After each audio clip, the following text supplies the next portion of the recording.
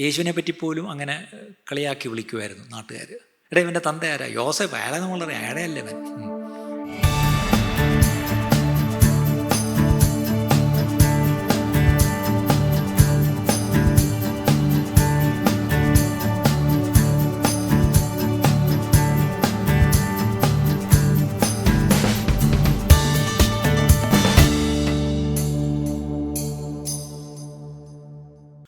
നാലാം സങ്കീർത്തനം 1-ാം വാക്യമാണ് നമ്മൾ കുറുവാക്യമായിട്ട് വായിച്ചത്. Pressure produces enlargement.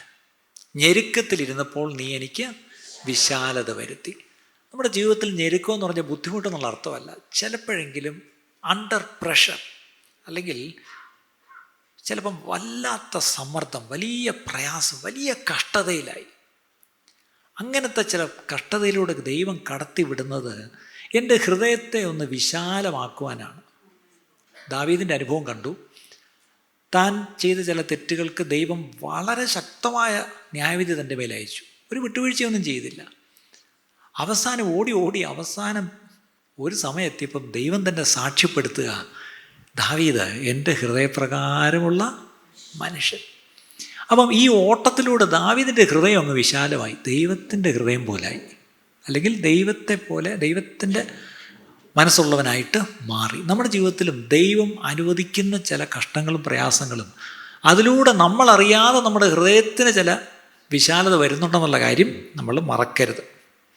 ഇനി കഴിഞ്ഞ ആഴ്ച കണ്ട മറ്റൊരു കാര്യമാണ് ട്രയൽസ് പ്രൂവ് ആൻഡ് ഹംബിളസ്. ഈ പരീക്ഷകളൊക്കെ നമ്മളെ എന്ത് ചെയ്യാൻ, താഴ്ത്തുവാനും നമ്മളെ ഒന്ന് തെളിയിക്കുവാനും അത് സഹായിക്കുന്നു. അത് ശരിക്കും പറഞ്ഞാൽ ഒരു പരീക്ഷ പാസ്സാവുന്ന പോലെയാണ്. മോശ പറഞ്ഞു ഇസ്രായേൽ മക്കളോട്, അവരെക്കുറിച്ച് പറഞ്ഞത്, നിങ്ങളെ ആദ്യം ഒന്ന് താഴ്ത്തി പരീക്ഷിച്ച് പിന്നീട് നന്മ ചെയ്യാൻ. അപ്പം നമ്മൾ ചോദിക്കുന്നത് ഈ നന്മയങ്ങ് ആദ്യം ചെയ്തുകൂടെ? ഇല്ല, നന്മ ആദ്യം ചെയ്യത്തില്ല. ആദ്യം ഒന്ന് താഴ്ത്തും, അടുത്തത് പരീക്ഷിക്കും, പിന്നെ പ്രൊമോഷൻ. അല്ലേ? നമ്മുടെ സ്കൂളിൽ നമ്മുടെ കുട്ടികളെ വിടുമ്പം അവർക്ക് പരീക്ഷയുണ്ട്. എന്തിനാണ് ആ പരീക്ഷയെന്ന് ചോദിച്ചാൽ വേറൊന്നിനുമല്ല, അവരെ പ്രൊമോട്ട് ചെയ്യാൻ വേണ്ടിയാണ് പരീക്ഷ. ഇതുപോലെ തന്നെ നമ്മളെയും പ്രൊമോട്ട് ചെയ്യാൻ വേണ്ടി ദൈവം എന്ത് ചെയ്യും? പരീക്ഷയിലൂടെ കടത്തിവിടും. പക്ഷേ പ്രൊമോട്ട് ചെയ്ത് എങ്ങോട്ടാണ് വിടുന്നത്? 10ാം ക്ലാസ് വരെ പഠിക്കുമ്പം പിള്ളേർക്ക് ഭയങ്കര ടെൻഷനാണ്. 10ാം ക്ലാസ് ഭയങ്കര ടെൻഷനാണ്. ഇപ്പം 10 ഒത്തിരി പേര് ജയിച്ചാൽ 10 കഴിഞ്ഞപ്പോൾ എന്ത് ചെയ്തു? പ്രൊമോട്ട് ചെയ്തു. പക്ഷേ പ്രൊമോട്ട് ചെയ്ത് അടുത്ത എങ്ങോട്ടാണ്? അതിലും വലിയ കഷ്ടത്തിലേക്കാണ് പ്രൊമോട്ട് ചെയ്യുന്നത്. ശരിയല്ലേ? 11ാം ക്ലാസ്സിൻ്റെ എളുപ്പമാണെന്ന്. 10ാം ക്ലാസ് കഴിഞ്ഞാൽ അവൻ്റെ 11ഉം 12ഉം എളുപ്പമാണെന്ന് പറയുന്നൊരു കൈ പൊക്കിക്കേ. അല്ല, ഇനി വല്ല വിധനയും 12 കഴിഞ്ഞു. A++++ ഒക്കെ കഴിഞ്ഞ്. പക്ഷെ അത് കഴിഞ്ഞ് അടുത്ത അങ്ങോട്ട് ഡിഗ്രിക്ക് പോകുമ്പോഴോ അതിനെക്കാട്ടിലും. ചിലർക്കങ്ങ് മെഡിസിൻ മതി. മെഡിസിൻ ഇതാണ്ടേ 72 മണിക്കൂർ ഒറ്റ സ്ട്രെച്ചിനാണ് മെഡിക്കൽ കോളേജ് ഡ്യൂട്ടി. ആലോചിച്ച് നോക്കിയേ, കഷ്ടം തീരുന്നില്ല. അപ്പം നമ്മളെ വീണ്ടും പ്രൊമോട്ട് ചെയ്ത് ദൈവം വിടുന്നത് എങ്ങോട്ടാ? അനദർ ലെവൽ ഓഫ് സഫറിങ്, അല്ലാതെ വേറെ ഒന്നുമില്ല. ഇതൊരു സത്യമാണ് പ്രിയപ്പെട്ടവരെ, അല്ലേ? അപ്പം ഇവിടെയാണ് നമ്മൾ ഓരോ പ്രാവശ്യം നമ്മുടെ പെർഫോമൻസ് കർത്താവ് ടെസ്റ്റ് ചെയ്യുന്നത്. He test our performance in the furnace of affliction. കഷ്ടതയുടെ തീച്ചൂളയിലാണ് അവൻ നമ്മളെ ടെസ്റ്റ് ചെയ്ത് പ്രൊമോട്ട് ചെയ്യുന്നത്. അവിടെ my response to trials and frustrations is graded. എൻ്റെ ആ കർത്താവ് എന്നെ പരീക്ഷിക്കുമ്പോൾ എൻ്റെ റെസ്പോൺസ്, എൻ്റെ പ്രതികരണം, അതാണ് എന്നെ പ്രൊമോഷനിലേക്ക് നയിക്കുന്നത്. അടുത്തത്, God observes how I react to heavy pressure and difficult situations. വലിയ കഷ്ടകരമായ അവസ്ഥയിലൂടെ പോകുമ്പം കർത്താവ് ഞാൻ എങ്ങനെ റിയാക്ട് ചെയ്യുന്നു എന്നുള്ളത് നോക്കുന്നു. അപ്പോഴാണ് കർത്താവ് ഒരു നല്ല തോളവൻ തട്ടിയിട്ട് പറയും, well done good and faithful. ഇന്ന് ചിലർ വരിക്കുന്നത് well done good and famous servant എന്നാണ്. ഗുഡ് ആൻഡ് ഫേമസ് എന്നല്ല, ഗുഡ് ആൻഡ് ഫെയ്ത്ത്ഫുൾ, അല്ലേ? ഗുഡ് ആൻഡ് ഫേമസ് ഒത്തിരി സെർവൻസ് ഉണ്ടെന്ന് ശരിയാണ്. പക്ഷെ കർത്താവ് വിളിക്കാൻ പോകുന്നത് ഗുഡ് ആൻഡ് ഫേമസ് എന്നല്ല, ഗുഡ് ആൻഡ് ഫെയ്ത്ത്ഫുൾ, നല്ലവനും വിശ്വസ്തനുമായ ദാസനെ എന്നാണ് വിളിക്കുന്നത്. Now you are ready to pass on to the next course, that is the next level of difficulty. അത്രയേ ഉള്ളൂ. ഒരു ഘട്ടത്തിൽ നിന്ന് അടുത്ത ഘട്ടത്തിലേക്ക് നമ്മളെ പ്രൊമോട്ട് ചെയ്യും. നിങ്ങളിങ്ങനെ ഓരോരുത്തർ, ദൈവമേ ഇന്ന് ഒരു നല്ലൊരു പെന്തക്കോസ്ത് ഞായറാഴ്ചയായിട്ട് ഞങ്ങൾക്കൊന്ന് ആത്മാവിൽ ആരാധിക്കുക എന്നൊക്കെ വിചാരിച്ച് വന്നെയാണ്. ഇവിടെ വന്നപ്പോൾ ഇയാൾ കഷ്ടത്തിൽ നിന്ന് അടുത്ത ഘട്ടത്തിലോട്ട് പ്രൊമോട്ട് ചെയ്ത് വിടുക. ഇതാണ് ക്രിസ്ത്യൻ ലൈഫിൻ്റെ റിയാലിറ്റി. ഇതാണെന്ന്. ഓക്കെ, ഇനി ഈ കഷ്ടത്തിലൂടെ നമ്മൾ കഴിഞ്ഞ ആഴ്ച കണ്ടതിൽ അടുത്തത് പൗലോസിൻ്റെ കാര്യം നമ്മൾ കണ്ടു കഴിഞ്ഞ ആഴ്ച. എന്താണ്? പൗലോസ് തൻ്റെ ജീവിതത്തിൽ ഒരു പ്രശ്നം ഉണ്ടായിരുന്നു, ഒരു ശൂലം ഉണ്ടായിരുന്നു. അത് ഏൽപ്പിച്ചു വിട്ടതാണ്, ആരെയാണത് ഔട്ട്സോഴ്സ് ചെയ്ത് നമ്മൾ കണ്ടു. നല്ല ദൂതനെ അല്ല, ഒരു സാത്താൻ്റെ ദൂതനെ തന്നെ ഏൽപ്പിച്ചു വിട്ട്, ഒരു സൂചിയും കൊടുത്തു വിട്ട് കുത്താൻ. 3 പ്രാവശ്യം ഉപവസിച്ച് പ്രാർത്ഥിച്ചു നോക്കി. പക്ഷേ കർത്താവ് പറഞ്ഞു, ഇല്ല, ശൂലം മാറ്റിത്തരത്തില്ല, കൃപ തരാം. അപ്പം നമ്മൾ ചെയ്തുകൊണ്ട് ചോദിക്കുന്ന, ആർക്ക് വേണം ഈ കൃപ? ശൂലമല്ലേ മാറ്റിത്തരേണ്ടത്? BP മാറ്റിത്തരുമെന്നല്ലേ വിചാരിച്ചത്? ഡയബറ്റീസ് മാറുമെന്നല്ലേ വിചാരിച്ചത്? ഡയബറ്റീസും BP ഒക്കെ ചിലപ്പോൾ അവിടെ തന്നെ ഇരിക്കും, കൊളസ്ട്രോളും അവിടെ തന്നെ ഇരിക്കും, പക്ഷേ കൃപ തരും. അത് കഴിഞ്ഞ ആഴ്ച നമ്മൾ ഒരു കാര്യം മനസ്സിലാക്കി, നമുക്ക് വേണ്ടുന്നത് കൃപയാണ്, അല്ലേ? ഇത്രയൊക്കെ കഷ്ടത്തിലൂടെ ഓരോരുത്തർ കടന്നു പോയിട്ട് ഇന്നും നമ്മളൊക്കെ ജീവിച്ചിരിക്കുന്നതെങ്കിൽ 2 വാക്സിൻ എടുത്ത് എത്ര പേരുണ്ട്? 3ാമത്തെ എടുത്ത് എത്ര പേരുണ്ട്? ഇപ്പം മനസ്സിലായല്ലോ, 3ാമത്തെ എടുക്കാത്ത എത്ര ഭാഗ്യവാന്മാരായിരുന്നു ആലോചിക്കുക. അന്ന് വിളിക്കുന്ന ഡോക്ടേഴ്സൊക്കെ എന്നെ എന്തുമാത്രം നിങ്ങൾ പ്രലോഭിപ്പിച്ചു 3ാമത്തെ എടുപ്പിക്കാൻ. പക്ഷെ ദൈവകൃപയാൽ ഞാൻ 2 വട്ടം വീണെങ്കിലും 3ാം വട്ടം വീഴാൻ കർത്താവ് എന്നെ അനുവദിച്ചില്ല, അല്ലേ? 2 വട്ടം കോവിഡ് വന്നു, 3ാം വട്ടം എടുത്തിരുന്നെങ്കിൽ 3ാം വട്ടവും കോവിഡ് വന്ന് തട്ടിപ്പോയേനെ. അത് ദൈവം അനുവദിച്ചില്ല. അതുകൊണ്ട് ഞാൻ നിങ്ങളുടെ മുമ്പിൽ ജീവനോടെ നിൽക്കുന്നു. നമ്മൾ ഓരോരുത്തരും ഇന്ന് ജീവനോടെ നിൽക്കുന്നത് ദൈവത്തിൻ്റെ കൃപയാണ്, അല്ലാതെ വാക്സിൻ എടുത്തുകൊണ്ടല്ല. വാക്സിൻ അല്ലാന്ന് കണ്ടപ്പോൾ തെളിയിച്ചു. അതിൻ്റെ അർത്ഥം ദൈവത്തിൻ്റെ കൃപയാണ് നമ്മളെ നിലനിർത്തിയ പ്രിയപ്പെട്ടവരെ. അതിനായിട്ടും ദൈവത്തിന് സ്തോത്രം. ഇന്ന് നമ്മൾ ചിന്തിക്കാൻ പോകുന്ന അതിൻ്റെ കൂടെയുള്ള വിഷയം, ഈ കഷ്ടത്തിലൂടെ നമ്മൾ കടന്നു പോകുമ്പം അതിലൂടെ നമ്മളിൽ വെളിപ്പെടുന്ന ചില കാര്യങ്ങളുണ്ട്. അതിനോട് ചേർന്ന് വരുമ്പം ഞാൻ ഒരു വാക്യം നമുക്ക് ആദ്യം ഒന്ന് വായിക്കാം. കഷ്ടത്തിലൂടെ നമ്മൾ അനുസരണം പഠിക്കുന്നു. പക്ഷേ മത്തായി സുവിശേഷം 22-ാം അധ്യായം 14-ാം വാക്യം, മാത്യു ചാപ്റ്റർ 22 വേഴ്സ് 14, മത്തായി 22:14, യേശു പറഞ്ഞൊരു കാര്യമാണ്. വിളിക്കപ്പെട്ടവർ അനേകർ, തിരഞ്ഞെടുക്കപ്പെട്ടവരോ ചുരുക്കം. വിളിക്കപ്പെട്ടവർ അനേകരാണ്, പക്ഷെ തിരഞ്ഞെടുക്കപ്പെട്ടവർ ചുരുക്കം. Affliction separates the chosen from the called. നമ്മളെല്ലാവരും വിളിക്കപ്പെട്ടവരാ, സംശയം വല്ലതും ഉണ്ടോ? എല്ലാവരും വിളിക്കപ്പെട്ടവരാണ്. അതിൽ നിന്ന് തിരഞ്ഞെടുക്കപ്പെട്ടവർ എത്ര പേരാ, അല്ലേ? അവരെയാണ് ചോസൻ എന്ന് പറയുന്നത്. ഇനി നമ്മളെ എങ്ങനെയാണ് ചൂസ് ചെയ്തതെന്നറിയാമോ? ഒരു ഇൻ്റർവ്യൂ കഴിഞ്ഞ് അതിൽ നിന്ന് കാൻഡിഡേറ്റ്സിനെ എങ്ങനെയാണ് ചൂസ് ചെയ്ത് ഷോർട്ട് ലിസ്റ്റ് ചെയ്ത് എടുക്കുന്നത്? അതുപോലെ കർത്താവും ഇങ്ങനെ ഷോർട്ട് ലിസ്റ്റ് ചെയ്യുന്ന ഒരു പ്രൊസീജിയറുണ്ട്. ആ പ്രൊസീജിയർ എന്താണെന്നറിയാമോ? യെശയ്യാ 48:10, ഐസയ 48:10, യെശയ്യാ 48:10. എന്താണ് അവിടെ പറയുന്നത്? ഇതാ ഞാൻ നിന്നെ ഊതിക്കഴിച്ചിരിക്കുന്നു, വെള്ളിയെപ്പോലെ അല്ല താനും, ഞാൻ നിന്നെ കഷ്ടതയുടെ ചൂളയിലാകുന്നു ശോധന കഴിച്ചത്. അയ്യോ, I have chosen thee in the furnace of affliction. കഷ്ടതയുടെ ചൂളയിലാണ് നിന്നെ ഞാൻ ശോധന കഴിച്ചത്. ടെസ്റ്റിംഗ് എന്നുള്ള വാക്ക് അവിടെ, അല്ലേ? അപ്പം നമ്മളെ കർത്താവ് ടെസ്റ്റ് ചെയ്ത് എങ്ങനെയാണ്? കഷ്ടതയുടെ ചൂളയിൽ കൂടെ കയറ്റി നമ്മളെ ചെയ്തു. ഈ ചോസൻ എന്നുള്ള വാക്ക് ഇംഗ്ലീഷിൽ വായിക്കുന്നെങ്കിലും അത് ശരിക്കും ഒറിജിനൽ ഭാഷയിൽ ഗ്രേഡഡ് എന്നുള്ള വാക്കാണ്, ഗ്രേഡ് ചെയ്യുക എന്നുള്ളത്, അല്ലേ? അത് നേരത്തെ നമ്മുടെ സ്കൂളുമായിട്ട് ബന്ധപ്പെട്ട് പരീക്ഷ കഴിഞ്ഞ് നമ്മൾ ഗ്രേഡ് ചെയ്യുന്നു, അടുത്ത ഗ്രേഡിലേക്ക് വിടുന്നു. അപ്പം ഇവിടെയാണ് നമ്മൾ many are called but few are chosen എന്ന് പറയുമ്പം അവിടെ ശരിക്കും പറഞ്ഞ ഈ തീച്ചൂളയിലൂടെ എന്നെ പരിശോധിച്ച് ഞാൻ പുറത്ത് വരുമ്പം അവിടെയാണ് ഒരു ടെസ്റ്റ് ഞാൻ പാസ്സായി എന്ന് വേണേൽ പറയാം. പക്ഷെ നമ്മുടെ പ്രശ്നം, നമ്മൾ ഈ തീച്ചൂളയിലൂടെ പോകാനേ നമുക്കിഷ്ടമില്ല. ഇനി തീച്ചൂളയിലൂടെ പോകുമ്പോഴും നമ്മുടെ റിയാക്ഷനും നമ്മുടെ റെസ്പോൺസും ആണ് പലപ്പോഴും പാസ്സാകാത്തത്. നമ്മൾ ടെസ്റ്റ് എഴുതാഞ്ഞിട്ടല്ല, ഇല്ല ഡ്രൈവിംഗ് ടെസ്റ്റിന് പോയിട്ട് തോറ്റ് കിടക്കുന്നവരെ അറിയാം, അല്ലേ? അതുപോലെ ചില ടെസ്റ്റുകളൊക്കെ ഒരിക്കലും പാസ്സാകത്തില്ല. പണ്ട് ഈ CA ഇൻ്റർ പാസ്സാവുന്നത് വളരെ ചുരുക്കമാണ്. ഇപ്പം 23 വയസ്സിലൊക്കെ CAക്കാരാവുന്നുണ്ട്. പക്ഷേ പണ്ടൊരു കാലത്ത് എനിക്ക് ഓർമ്മയുണ്ട്, 45 വയസ്സായിട്ടും CA ഇൻ്റർ പോലും പാസ്സാവാത്തമാരെ എനിക്കറിയാം. അപ്പം എല്ലാ പ്രാവശ്യവും ഇത് അപ്പിയർ ചെയ്യും. ജീവിതകാലം മൊത്തം പെണ്ണും കിട്ടത്തില്ല, കാര്യം ജോലിയില്ലല്ലോ. CAക്ക് പഠിക്കാന്ന് പറഞ്ഞാൽ പെണ്ണ് വരും ആരെയിൽ. പണ്ടത്തെ കാലത്തൊരു വലിയ പ്രശ്നമായിരുന്നു. അപ്പം ഈ എല്ലാ പ്രാവശ്യവും പോയി മദ്രാസിൽ പോയി റിസൾട്ട് നോക്കുമ്പം തോറ്റു. അപ്പോൾ ഒരിക്കൽ പുള്ളി അവിടുത്തെ ചാപ്റ്ററിൽ പോയി റിസൾട്ട് നോക്കുമ്പോൾ തോറ്റു. ഇങ്ങോട്ട് ഇറങ്ങിയപ്പോൾ അവിടെ എന്തോ മെത്തഡിസ്റ്റ് പള്ളിയുണ്ട്. അതിൻ്റെ ഫ്രണ്ടിൽ ഒരു ബോർഡ് വെച്ചിട്ട് ജീസസ് നെവർ ഫെയിൽസ്. ഇവന് ദേഷ്യം വന്നിട്ട് എൻ്റെ അടിയിൽ എഴുതി വെച്ച് unless he appears for see enter.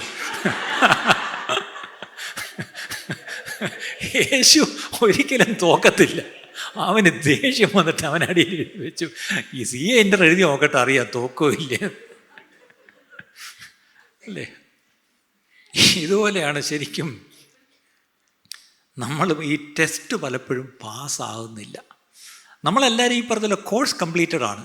പക്ഷേ എന്താണ്, ഞാൻ പണ്ട് BCom എഴുതിയതിൻ്റെ കഥ ജീവിതത്തിൽ ആദ്യമായിട്ട് ഞാൻ ഇന്നലെ ഇവിടെ ആരോ ഒരു ചെറിയ ഗ്രൂപ്പിൽ പറഞ്ഞ് 3 വർഷം കൊണ്ട് കോഴ്സ് കംപ്ലീറ്റ് ചെയ്തു. ഈ MG കോളേജിൽ നിന്ന് കോഴ്സ് കംപ്ലീറ്റ് ചെയ്ത് ഇറങ്ങി. പക്ഷേ പാസ്സായത് 5 കൊല്ലം കഴിഞ്ഞിട്ടാണ്. പക്ഷേ ഞാൻ പാസ്സായിട്ടില്ല എന്നുള്ള കാര്യം എൻ്റെ വീട്ടുകാരും എൻ്റെ അപ്പനും അമ്മയ്ക്കും പോലും അറിയത്തില്ല. കാരണം അവർ സംശയിക്കുന്ന പോലുമില്ല എന്നെ. കാരണം അത്രയും വിദഗ്ധനായിരുന്നു ഞാൻ. കാരണം തോറ്റു എന്നുള്ളത് അങ്ങോട്ട് സമ്മതിക്കാൻ എനിക്ക് പറ്റത്തില്ല. അതുകൊണ്ട് ഞാനൊരു തന്ത്രം ചെയ്തു. എന്താണെന്നറിയാമോ, പരീക്ഷ എഴുതത്തില്ല. അപ്പോൾ പരീക്ഷ എഴുതിയെങ്കിലല്ലേ തോക്കത്തുള്ളൂ. അപ്പോൾ എൻ്റെ വലിയ ബുദ്ധിയാണ് അന്നത്തെ. പരീക്ഷ എഴുതായിരുന്ന കുഴപ്പമില്ലല്ലോ. തോറ്റെന്ന് പറയുന്നൊരു ക്ഷീണമാണ്, പക്ഷേ പരീക്ഷ എഴുതിയില്ല. അങ്ങനെ പരീക്ഷ എഴുതാത്ത വല്ല മിടുക്കന്മാരുണ്ടെങ്കിൽ ഓർത്തോണം, ഈ പരീക്ഷ എഴുതാത്തതല്ല കാര്യം, പരീക്ഷ എഴുതി തന്നെ ഗ്രേഡഡ് ആവണം അല്ലേ. പ്രൊമോഷൻ വരേണ്ടത് പരീക്ഷ കഴിഞ്ഞിട്ട് തന്നെയാണ്. അതുകൊണ്ട് ഈ പരീക്ഷയെ ഒളിച്ചോടാൻ നമുക്ക് പറ്റത്തില്ല. പറയുന്നത് നമ്മുടെ ജീവിതത്തിൽ ഒളിച്ചോടുന്തോറും എനിക്ക് ആ പ്രൊമോഷൻ ഇല്ല, അത്രയേ ഉള്ളൂ പ്രശ്നം. അപ്പോൾ ഇവിടെ ഏറ്റവും ഒടുവിൽ നമുക്കൊരു വാക്യം വായിക്കാം. ഈ ചോസൻ്റെ വളരെ മനോഹരമായൊരു വാക്യമുണ്ട്. വെളിപ്പാട് പുസ്തകം 17-ാം അധ്യായം 14-ാം വാക്യം. Revelation 17:14. വെളിപ്പാട് പുസ്തകം 17-ാം അധ്യായം 14-ാം വാക്യം. അവർ കുഞ്ഞാടിനോട് പോരാടും, താൻ കർത്താതി കർത്താവും രാജാതി രാജാവും ആകുകൊണ്ട് കുഞ്ഞാട് തന്നോട് കൂടിയുള്ള വിളിക്കപ്പെട്ടവരും തിരഞ്ഞെടുക്കപ്പെട്ടവരും വിശ്വസ്തരുമായി അവരെ ജയിക്കും. കണ്ടോ, ഇത് മനോഹരമായൊരു വാക്യമാണ്. എന്താണ്? Thee shall make war with, പക്ഷേ the Lord of lords and King of kings, and they that are with him are called and chosen and faithful. കണ്ടോ, അവിടെ 3 കാര്യം കണ്ടു. 1 വിളിക്കപ്പെട്ടവരാണ്, 2 തിരഞ്ഞെടുക്കപ്പെട്ടവരാണ്, 3 വിശ്വസ്തര്. അവരെന്ത് ചെയ്യുമെന്ന് എഴുതിയിരിക്കുന്നത്? അവർ ഇരുന്നുകൊണ്ട് കുഞ്ഞാടിനെ ആരാധിക്കുമെന്നല്ല എഴുതിയിരിക്കുന്നത്. അവിടെ ഇരിക്കുന്നത് അവർ കുഞ്ഞാടിനോടൊപ്പം അവർ ജയിക്കും. ഇന്ന് നമ്മൾ ഇരുന്നുകൊണ്ട് ഈ കുഞ്ഞാടിനെ വാഴ്ത്തി പാടുന്നു അല്ലേ. ഇന്ന് നമ്മൾ ഭൂമി ഇരുന്നുകൊണ്ട് കുഞ്ഞാടേ വാഴ്ത്തുക എന്നൊക്കെ പറഞ്ഞിട്ട് ഇവിടുന്ന് പാടുന്നു. പക്ഷെ അവിടെ പറയുന്നത് കുഞ്ഞാടിൻ്റെ കൂടെ അല്ലേ. അങ്ങനെ ഒരു ലെവലുണ്ട്.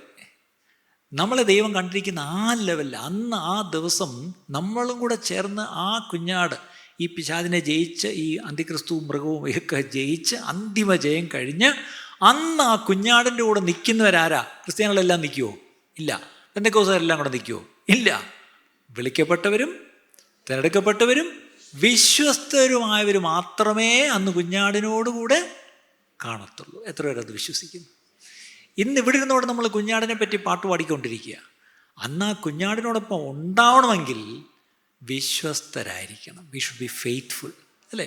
ഇന്ന് കർത്താവ് ആഗ്രഹിക്കുന്നത് ഗുഡ് ആൻഡ് ഫേമസ് അല്ല, ഗുഡ് ആൻഡ് ഫെയ്ത്ത്ഫുൾ. അപ്പോൾ എത്രത്തോളം are we good and faithful എന്നുള്ളതൊരു പ്രധാനപ്പെട്ട കാര്യമാണ്. ഞാനന്ന് ഇംഗ്ലീഷ് സർവീസിൽ ഒരു മലയാളം പാട്ട് പാടേണ്ടി വന്നു ആദ്യമായിട്ട്.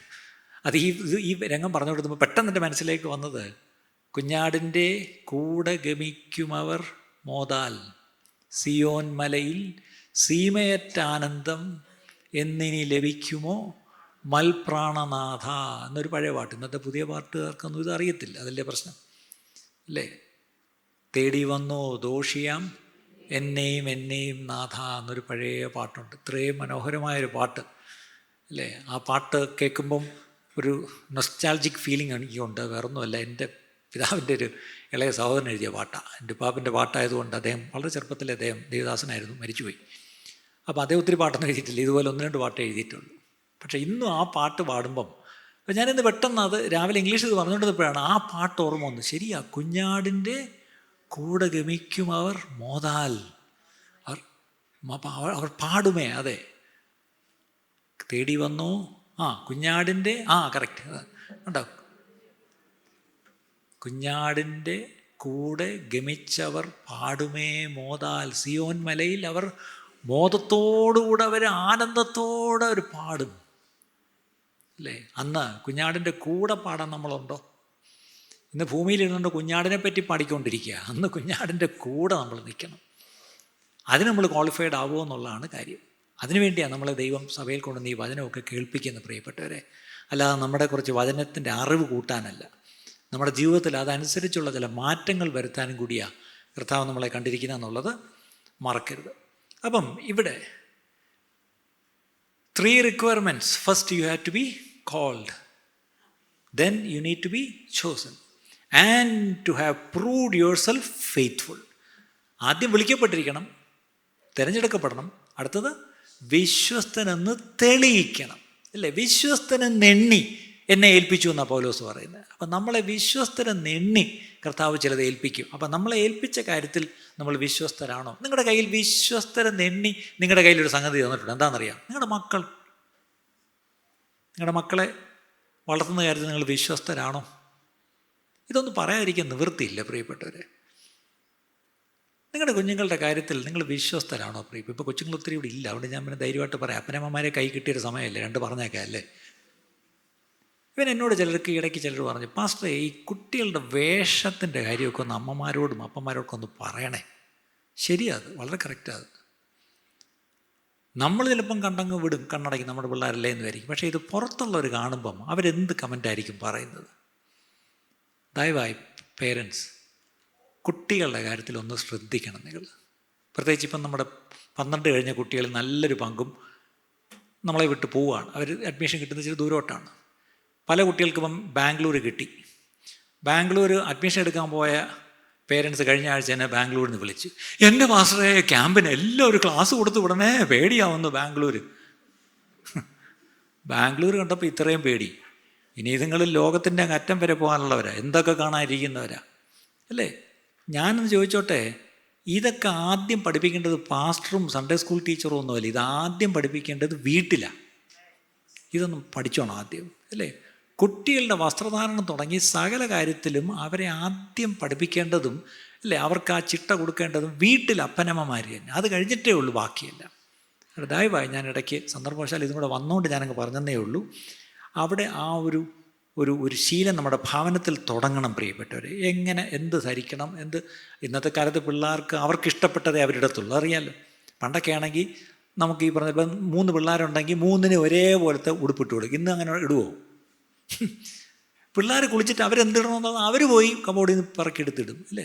സ്കൂളിൽ യൂണിഫോം ആയിട്ട് പിന്നെ രക്ഷയില്ല. അല്ലാത്തപ്പോഴൊക്കെ അവർക്കിഷ്ടമുള്ളത് അവരിടും. ഒരു കടയിൽ നിങ്ങൾ പോകുമ്പോൾ പണ്ട് നിങ്ങളെടുത്ത് കൊടുക്കും, അല്ലേ? തുണി നിങ്ങളല്ലേ സെലക്ട് ചെയ്ത് കൊടുക്കുന്ന. പണ്ട് എനിക്കൊക്കെ എൻ്റെ അപ്പനും അമ്മയൊക്കെ അവർക്ക് ഒന്നാമതില്ല. പിന്നെ എനിക്കിപ്പോഴും പറഞ്ഞു, ഞാൻ ഏറ്റവും കൂടുതൽ ഇട്ടിട്ടുള്ള പാൻറ്റ് ഷർട്ട് സ്കൂളിൽ പഠിക്കുമ്പം റേഷൻ തുണി എന്നൊരു സാധനം ഉണ്ടായിരുന്നു. പണ്ട് റേഷൻ കട വഴി കിട്ടുന്നൊരു തുണി ഉണ്ടായിരുന്നു. അതായിരുന്നു നമ്മുടെ സ്ഥിരം സാധനം. അത് മേടിച്ച് തരും, ഇട്ടോണം, വേറെ വഴിയില്ല, ഓപ്ഷനൊന്നുമില്ല.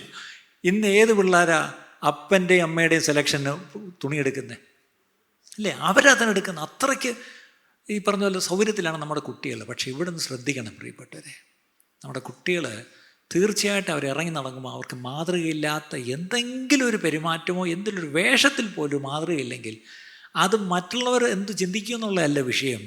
അവിടെ വിഷയം ദൈവനാമത്തിന് മഹത്വം വരാത്ത ഒരു തരത്തിലും നമ്മുടെ കുഞ്ഞുങ്ങൾ പെരുമാറരുത് പ്രിയപ്പെട്ടവരെ. അത് ബാംഗ്ലൂർ എന്നല്ല, എവിടെ പോയാലും നമ്മുടെ കുഞ്ഞുങ്ങൾ സാക്ഷികളായി തന്നെ ഇരിക്കണം. ആ കാര്യം ഇടയ്ക്കെന്ന് ഞാനൊന്ന് പറഞ്ഞതേ ഉള്ളൂ. ശരി, അടുത്തത് സഫറിങ് ടീച്ചസ് ഒബീഡിയൻസ്. നമ്മുടെ ജീവിതത്തിൽ അനുസരണം വരണമെങ്കിൽ എന്ത് ചെയ്യണം? കഷ്ടതയിലൂടെ മാത്രമേ നമ്മൾ അനുസരണം പഠിക്കത്തുള്ളൂ. അതിനൊരാമയും പറയാമോ? അല്ല, നമ്മൾ പഠിക്കത്തില്ല. എബ്രായർ 5-ാം അധ്യായത്തിൽ നമുക്കറിയാവുന്നൊരു വാക്യമുണ്ട്, എബ്രായർ 5:8-9. എബ്രായർ 5:8-9. പുത്രനെങ്കിലും താൻ അനുഭവിച്ച കഷ്ടങ്ങളാൽ അനുസരണം പഠിച്ചു തികഞ്ഞവനായി തന്നെ അനുസരിക്കുന്ന ഏവർക്കും നിത്യരക്ഷയുടെ കാരണഭൂതനായി തീർന്നു. ഓഹോ, കാരണഭൂതൻ ബൈബിളിലും ഉണ്ടല്ലേ? ശരി. പുത്രനെങ്കിലും താൻ അനുഭവിച്ച കഷ്ടങ്ങളാൽ അനുസരണം പഠിച്ചു. Obedience have to be learned. ഇനി ഒബീഡിയൻസ് പഠിച്ച് ഒബീഡിയൻ്റ് ആയെന്നല്ല, കഷ്ടത അനുസരണം പഠിച്ച് തികഞ്ഞവനായി കേട്ടോ. അപ്പം നമ്മളും ഈ അനുഭവത്തിലൂടെ ഒരു തികവുണ്ട്. പക്ഷേ ആ പഠിക്കണമെങ്കിൽ ശരിക്കും പറഞ്ഞാൽ കഷ്ടത വേണം. കഷ്ടത എന്ന സ്കൂളിലാണ് നമ്മൾ എൻറോൾഡായി പഠിച്ച് ഡിഗ്രി എടുക്കേണ്ടത്. ആലോചിച്ച് നോക്കിയേ, യൂണിവേഴ്സിറ്റി ഓഫ് കഷ്ടതയിൽ പോയി പഠിച്ചിട്ടുള്ള ആരെങ്കിലും ഉണ്ടോ? കോളേജ് ഓഫ് എഞ്ചിനീയറിംഗ് CT എന്ന് പറയാൻ എന്തൊരു ഗമയാണ്. അങ്ങനെയാണെന്നെങ്കിൽ കോളേജ് ഓഫ് കഷ്ടത, സ്കൂൾ ഓഫ് സഫറിങ്, അല്ലെങ്കിൽ കുറച്ച് കൂടിയേ പറയാം, മറ്റേ വലിയ യൂണിവേഴ്സിറ്റിയുടെ പേര് പറയുന്ന പോലൊക്കെ, ഈ പറഞ്ഞ പോലെ വാട്സാപ്പ് യൂണിവേഴ്സിറ്റി എന്നൊക്കെ പറയുന്ന പോലെ, ഈ പറഞ്ഞ പോലെ കഷ്ടതയുടെ ഒരു യൂണിവേഴ്സിറ്റി ഉണ്ട്. അവിടെയാണ് നമ്മൾ ഈ കഷ്ടത പഠിക്കേണ്ടത്. പക്ഷേ കഷ്ടത പഠിച്ച് എന്ത് ചെയ്യണം? തികയണം എന്ന് പറഞ്ഞാൽ അതിൻ്റെ ഡിഗ്രി എടുക്കണം. അതെങ്ങനെയാണ്? കഷ്ടതയിലൂടെ മാത്രമേ ഉള്ളൂ. അതിന് നമുക്കൊരു മാതൃക ആരാന്നറിയോ? കർത്താവായ യേശു ക്രിസ്തു തന്നെ. കർത്താവ് തന്നെ അങ്ങനെ ആ കഷ്ടതയിലൂടെ കടന്നുപോയി എന്നുള്ളത് ഓർക്കണം. ഇനി എബ്രായ ലേഖനം 12-ാം അധ്യായത്തിൻ്റെ 6, 7, 8 ഒന്ന് വാക്യം. Hebrews 12:6-8. എബ്രായർ 12-ന്റെ 6 മുതൽ 8 വരെ. കർത്താവ് താൻ സ്നേഹിക്കുന്നവനെ ശിക്ഷിക്കുന്നു. കർത്താവ് താൻ സ്നേഹിക്കുന്നവരെ പാമ്പർ ചെയ്യുന്നു. ഇങ്ങനെയാണ് നമ്മുടെ വ്യാരം. കർത്താവ് താൻ ശിക്ഷിക്കുന്നവനെ തലോടുന്നു. അടുത്തത്, താൻ കൈക്കൊള്ളുന്ന ഏത് മകനെ തല്ലുന്നു.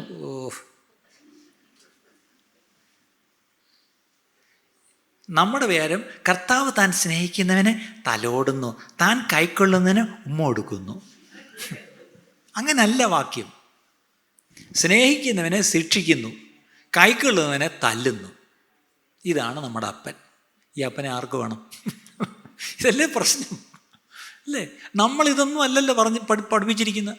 അയ്യോ, നമ്മുടെ അപ്പൻ ആരാ? അബ്ബാ എന്ന് വിളിച്ചാൽ മതി. അയ്യോ, ഇങ്ങനെ ബൈബിളിൽ വാക്യമുണ്ട്. തല്ലുന്ന അപ്പൻ, ശിക്ഷിക്കുന്ന അപ്പൻ, നമ്മളെ ശാസിക്കുന്ന അപ്പൻ. കേരളത്തിൽ മധ്യതിരാങ്കൂറിൽ നല്ലൊരു കുടുംബത്തിൽ ജനിച്ച് അത്യാവശ്യം പഠിച്ച് ഒരു അധ്യാപകനായിട്ട് ജോലി കിട്ടി. താൻ കല്യാണവും കഴിച്ച് അവിടെ കുമ്മനാട്ടുള്ളൊരു നോയൽ മെമ്മോറിയൽ സ്കൂളിലാണെന്ന് തോന്നുന്നു അധ്യാപകനായിട്ട് ജോലി ചെയ്യുക.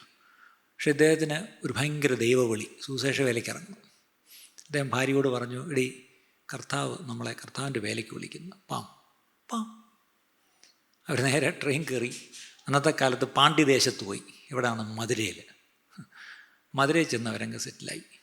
സുവിശേഷ വേല തുടങ്ങി. എന്തോ സുവിശേഷ വേല? ഒരു ട്രാക്റ്റുമായിട്ട് രാവിലെ സഞ്ചി വെച്ച് രാവിലെ ഇറങ്ങി ബസ് സ്റ്റാൻഡിൽ റെയിൽവേ സ്റ്റേഷനിലൊക്കെ കൊടുക്കുക, ഉച്ചയ്ക്ക് വരിക, കഞ്ഞി ഉണ്ടാക്കി കുടിക്കുക, അല്ലെങ്കിൽ വീണ്ടും ഉച്ച കഴിഞ്ഞാൽ ഡ്യൂട്ടിക്ക് വീണ്ടും ഒരു ചെറിയ വിശ്രമം എടുത്തിട്ട് പോവുക, പിന്നെ വൈകിട്ട് വരെയും ഇതൊക്കെയാണ് പരിപാടി. ഇതിനിടയ്ക്ക് പുള്ളിക്കാരത്തി ഗർഭിണിയായി, പൂർണ്ണ ഗർഭിണിയായി. പ്രസവത്തിന് സമയമെടുക്കുന്നു. പുള്ളി അത്രയൊന്നും ചിന്തിച്ചില്ല. പെട്ടെന്ന് ഇദ്ദേഹം ട്രാക്റ്റ് കൊടുത്തിട്ട് ഉച്ചയ്ക്ക് ഉണ്ണാൻ വീട്ടിൽ വന്നപ്പം പുള്ളിക്കാരത്തിക്ക് വല്ലാത്ത വിമ്മിഷ്ടം, പ്രസവവേദനയുടെ തുടക്കം. പെട്ടെന്ന് പറഞ്ഞൊരു റിക്ഷ പിടിച്ചുകൊണ്ട് പോകാം, ആശുപത്രിയിൽ പോകാം. പെട്ടെന്നാണ് പുള്ളി റോഡിലോട്ട് ഇറങ്ങി. ഒരു റിക്ഷാക്കാരൻ വരുന്നു, തമിഴനാ. എടോ, എൻ്റെ ഭാര്യയ്ക്ക് പ്രസവവേദനയാണെന്ന് തോന്നുന്നു, പെട്ടെന്നൊന്ന് ജനലാശുപത്രി കൊണ്ടുപോകണം. എടോ, എൻ്റെ പൈസ ഇല്ല കേട്ടോ, ഞാൻ എന്നെങ്കിലും തൻ്റെ സ്റ്റാൻഡ് ഏതാന്ന് പറഞ്ഞാൽ ഞാൻ അവിടെ കൊണ്ട് പൈസ കിട്ടുമ്പോൾ തരാം. അതുകൊണ്ട് അവൻ തമിഴിന് 2 തെറി. ഞാനും ഒരു പുരുഷൻ താപ്പാ, എനിക്ക് തരും. അതെന്തോ, എനിക്കൊരു ഭാര്യയൊക്കെ വീട്ടിലുണ്ട്, എനിക്കറിയാം എൻ്റെ പുത്തു ഒരുപാടോ എന്ന് വന്നിട്ട് പെട്ടെന്ന് സൈക്കിൾ റിക്ഷ കൊണ്ടുവന്ന് ഇവരെ താങ്ങി അതേ കയറ്റി നേരെ ജനലാശുപത്രി കൊണ്ട്, മധുര ജനലാശുപത്രി കൊണ്ട് അഡ്മിറ്റ് ചെയ്തു. അകത്തോട്ട് കയറ്റി. ഒരു നേഴ്സ് ഇങ്ങോട്ട് വന്ന് താങ്ങി അകത്തോട്ട് കൊണ്ടേ കഥവും അടച്ചു. ഇയാൾ വെളിയിൽ നിൽക്കുക. ഇങ്ങനെ കുറേ നേരം കഴിഞ്ഞപ്പോഴത്തേക്കും ഒരു നേഴ്സ്, എടോ ഇവിടെ നിൽക്കരുത്, ആണുങ്ങൾ അങ്ങോട്ട് പോയി കിടാ, മരത്തിൻ്റെ ചൂട്ടി പോയി പോടോ എന്ന് പറഞ്ഞു വിരട്ടി വിട്ട്. ഇയാൾ നേരെ ഒന്ന് മരത്തിന് വിട്ട് ചെന്ന് കുത്തിയിരിക്കുക. അപ്പോഴാണ് അടുത്ത പ്രശ്നം.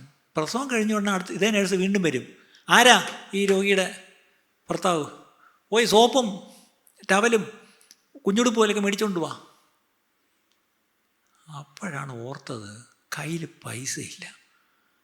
പ്രസവം അങ്ങനെ പെട്ടെന്നുണ്ടാവുമെന്ന് വിചാരിച്ചില്ല. ഇപ്പം വിളിച്ചു, കുഞ്ഞ് ജനിച്ചു, കുഞ്ഞിന് ഉടുപ്പ് കൊണ്ടെന്ന് പറയുമ്പോൾ മേടിക്കാൻ കാശില്ല.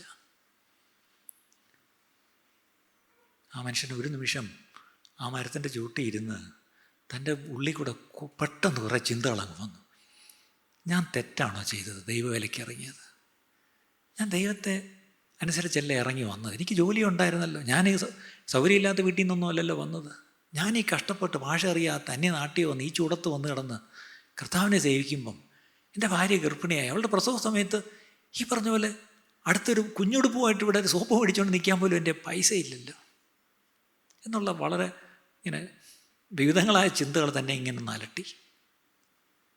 പെട്ടെന്ന് അവിടെ കുത്തിയിരുന്ന് എപ്പോഴോ തൻ്റെ മനസ്സിലോട്ട് തിരുക്കരങ്ങൾ തരുന്ന നല്ല ശിക്ഷയിൽ ഞാൻ പതറുകയില്ല. മക്കളെങ്കിൽ ശാസനകൾ സ്നേഹത്തിൻ പ്രകാശനങ്ങൾ. അവിടെ കൊണ്ട് കുത്തിക്കുറിച്ചൊന്നുമില്ല. പിന്നീട് അദ്ദേഹം എഴുതിയതാണ്, അനുഗ്രഹത്തിൻ്റെ അധിപതിയെ, അനന്തകൃപ പെരുന്നതിയെ എന്നുള്ള മനോഹരമായ, മലയാളികൾ എവിടെയൊക്കെ ക്രിസ്ത്യാനികളുടെ ലോകത്തുണ്ടെങ്കിലും അവരിന്നും പാടി സന്തോഷിക്കുന്നൊരു പാട്ടാണ്. അതെഴുതിയ എൻ്റെ പിതാവിൻ്റെ സ്നേഹിതനായിരുന്നു പാസ്റ്റർ റമ്മി ചെറിയാൻ സാറ്. ബ്രദറിലെ ഒരു വളരെ വലിയൊരു ലീഡറായിരുന്നു അദ്ദേഹം, അല്ലേ? അപ്പം ചിലപ്പോഴെങ്കിലും മക്കളെങ്കിൽ ശാസനകൾ സ്നേഹത്തിൻ്റെ പ്രകാശനങ്ങൾ. അപ്പം മക്കളെ നമ്മൾ സ്നേഹിക്കുന്നെങ്കിൽ നമ്മൾ ശാസിക്കും, ശിക്ഷിക്കും. അത് സ്നേഹത്തിൻ്റെ ലക്ഷണമാണ്. ഇന്നത്തെ മക്കൾ എത്ര മക്കളാണ് ശാസന കേട്ട് വളരുന്നത്? അടി കിട്ടിയിട്ടുള്ള മക്കൾ എത്ര പേരുണ്ട്? അടി കൊടുക്കുന്ന അപ്പനമ്മമാർ എത്ര ഉണ്ട് ഇപ്പം, അല്ലേ? ഇന്നത്തെ അങ്ങനത്തെ ഒരു കാലത്താണ് നമ്മൾ ജീവിക്കുന്നത്. അപ്പം ഇവിടെ അപ്പൻ തല്ലാത്ത മക്കൾ എവിടെയെങ്കിലും ഉണ്ടോ? അല്ലേ? അപ്പം ഇവിടെ when your body suffers, sin loses its power and you won't be spending the rest of your life chasing after evil desires but will be anxious to do the will of God. ഈ ചിലപ്പോഴെങ്കിലും ദൈവത്തിൻ്റെ ചില ശിക്ഷയും ശാസനയൊക്കെ നമ്മുടെ ജീവിതത്തിൽ നിരന്തരം കിട്ടുമ്പം ഈ ജഡത്തെ എന്തെയും അങ്ങ് ദൈവം ഒരു പരുവാക്കിയെടുക്കും. ഒരു ലെവൽ കഴിയുമ്പം പിന്നെ എനിക്ക് പാപത്തിൻ്റെ ശക്തി എൻ്റെ ഉള്ളിൽ വലുതായിട്ടില്ല. കാര്യം പണ്ടൊരു ഉപദേശി അപ്പച്ചൻ പറഞ്ഞ പോലെ, പാപം ചെയ്യാൻ ഇപ്പം കെൽപ്പില്ല മോനെ, അതുകൊണ്ടാണ്. അദ്ദേഹം പറഞ്ഞത് വയസ്സായിപ്പോയി എന്നുള്ളതുകൊണ്ടാണ്.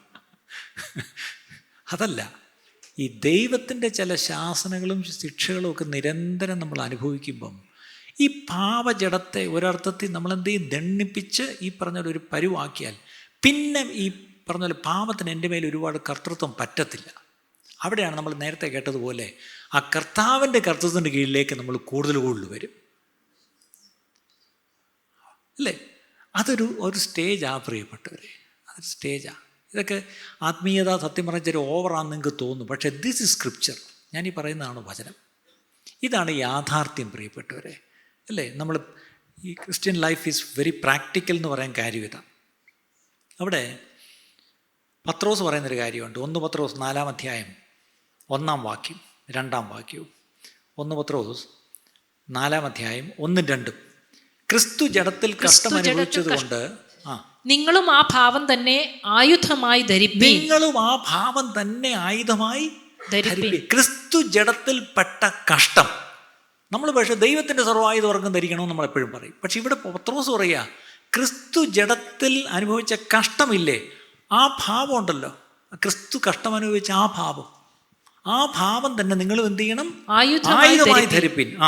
ജഡത്തിൽ കഷ്ടം അനുഭവിച്ചവൻ ജഡത്തിൽ ശേഷിച്ചിരിക്കും കാലം ഇനി മനുഷ്യരുടെ മോഹങ്ങൾക്കല്ല, ദൈവത്തിന്റെ ഇഷ്ടത്തിനത്രേ ജീവിക്കേണ്ടതിന് പാപം വിട്ടൊഴിഞ്ഞിരിക്കും. ആമേൻ. ഈ വാക്യമൊക്കെ എത്ര അടുത്ത് പ്രസംഗിക്കുന്നുണ്ട് പ്രിയപ്പെട്ടവരെ. ഞാൻ വേദനയോടെ പറയാം, ഞാനും ഒത്തിരി പ്രസംഗം ഞാൻ പൊക്കി പറയുകയല്ല. ഇതൊക്കെ ദൈവം ഈ ദിവസങ്ങളിൽ നമുക്ക് നമ്മുടെ കണ്ണ് തെളിച്ച് തരുന്നതിനായിട്ട് സ്തോത്രം. ഇതൊക്കെയാണ് നമ്മൾ വായിക്കുകയും പഠിക്കുകയും ധ്യാനിക്കുകയും ജീവിതത്തിൽ പകർത്തുകയും ചെയ്യേണ്ടത്. ജീവിതത്തിൽ കഷ്ടങ്ങളുണ്ട്, ജഡത്തിൽ കഷ്ടങ്ങളുണ്ട്.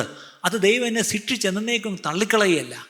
ദൈവം എന്നെ അത്രയ്ക്ക് സ്നേഹിക്കുന്നതാണ്. നേരത്തെ പ്രിയ സഹോദരൻ പറഞ്ഞത്, എത്ര വട്ടം വീണുപോയിരിക്കുന്നു, എത്ര വട്ടം പിന്മാറിപ്പോയിരിക്കുന്നു, ഇന്നും ഞാനിവിടെ നിൽക്കുന്നെങ്കിൽ ദൈവത്തിൻ്റെ കൃപയും ദൈവത്തിൻ്റെ സ്നേഹവുമാണ്, അല്ലേ? ഇവിടേക്ക് നമ്മളെ ഓരോരുത്തരെയും ദൈവം ഇന്നും ഇവിടെ ദൈവസന്നിധി നിർത്തിയിരിക്കുന്നുവെങ്കിൽ അത് ദൈവം എന്നെ പാമ്പർ ചെയ്തുകൊണ്ടല്ല, എന്നെ ശിക്ഷിച്ചതുകൊണ്ടും ശാസിച്ചതുകൊണ്ടുമാണ് നമ്മളൊക്കെ നിലനിൽക്കുന്നത് പ്രിയപ്പെട്ടവരെ. ഇതൊന്ന് ഓർത്തോണം. എന്നെ പാമ്പർ ചെയ്തിരുന്നെങ്കിൽ എന്ത് പറ്റുമായിരുന്നു അറിയാമോ? ഞാൻ എന്നെ നശിച്ചു പോയേനെ. അതറിയാമോ? നമ്മൾ വിചാരിക്കുന്നത് എല്ലാം നന്നായിരുന്നെങ്കിൽ ഞാൻ ദൈവത്തോട് സ്നേഹിച്ച് പറ്റിച്ച്. ഇല്ല, നമ്മളൊക്കെ ആരാ മോൻ, ദൈവത്തിന് അറിയത്തില്ലേ? നമ്മളെയൊക്കെ ഇച്ചിരി നമ്മുടെ വഴിയെ വിട്ടിരുന്നെങ്കിൽ നമ്മളൊക്കെ എന്നെ നഷ്ടപ്പെട്ടു പോയനെ. പക്ഷെ ദൈവം നമ്മളെ മുമ്പേ കണ്ടതുകൊണ്ടും സ്നേഹിച്ചതുകൊണ്ടും ചെറിയ കിഴുക്കൊക്കെ തന്ന്, ചെറിയ കൊട്ടൊക്കെ തന്ന് നിർത്തിയിരിക്കുന്നുണ്ട് ഇവിടെയൊക്കെ നിൽക്കുന്നത്. പക്ഷെ ഇത് പോരാ. അനുസരണത്തിൽ പഠിച്ച് തികഞ്ഞവനാകണം. അപ്പോഴാണ് വിശ്വസ്തൻ എന്നുള്ളൊരു വിളി നമ്മൾ കേൾക്കാൻ പോകുന്നത്. അപ്പം ഇനി നമുക്ക് മുന്നോട്ട് ഒത്തിരി പോകാനുണ്ട് പ്രിയപ്പെട്ടവരെ. ആ ഒരു യാത്രയിലാണ്. അല്ലാതെ ഈ പറഞ്ഞ ക്രിസ്തീയ ജീവിതം എന്ന് പറഞ്ഞാൽ ഞായറാഴ്ച ഒന്നുള്ള ആട്ടവും പാട്ടും അല്ല ക്രിസ്തീയ ജീവിതം.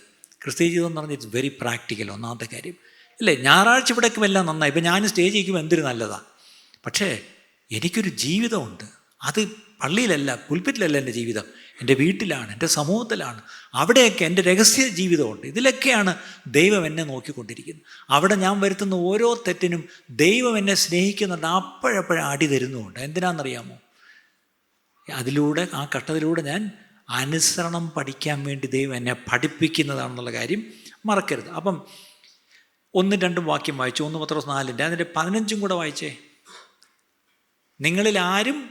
നിങ്ങളിലാരും കൊലപാതകനോ കള്ളനോ ദുഷ്പ്രവൃത്തിക്കാരനോ ആയിട്ടല്ല കഷ്ടം സഹിക്കേണ്ടത്, പരകാര്യത്തിൽ ഇടപെടുന്നവനും ആയിട്ടല്ല. കേട്ടോ, അതിൻ്റെ അർത്ഥം ഈ കഷ്ടം എന്ന് പറഞ്ഞത് ഈ പറഞ്ഞ നമ്മൾ കള്ളനും കൊലപാതകനും ഒന്നും ആയിട്ടും വല്ലവൻ്റെയും കാര്യം തലയിട്ടതിൻ്റെ ഒന്നും അല്ല. ചിലപ്പം പറയത്തില്ലേ ഇത് കയ്യിരിപ്പ് കൊണ്ടാണ്. ഇത് കയ്യിരിപ്പ് കൊണ്ടല്ല എന്നേ, അല്ലേ? നമ്മൾ ക്രിസ്തീയ ജീവിതത്തിൽ നമുക്കുണ്ടാകുന്ന കഷ്ടം നമ്മുടെ കയ്യിരിപ്പ് കൊണ്ടല്ല. അവിടെ ദൈവം നമ്മളെ സ്നേഹിക്കുന്നതുകൊണ്ട് അനുവദിക്കുന്ന ചില കഷ്ടങ്ങളാണ്, അല്ലേ? ഈ കാര്യം നമ്മൾ പഠിച്ചോണം. അപ്പം ഇവിടെയാണ് let us joyfully embrace the Lord's discipline. എന്താണ്?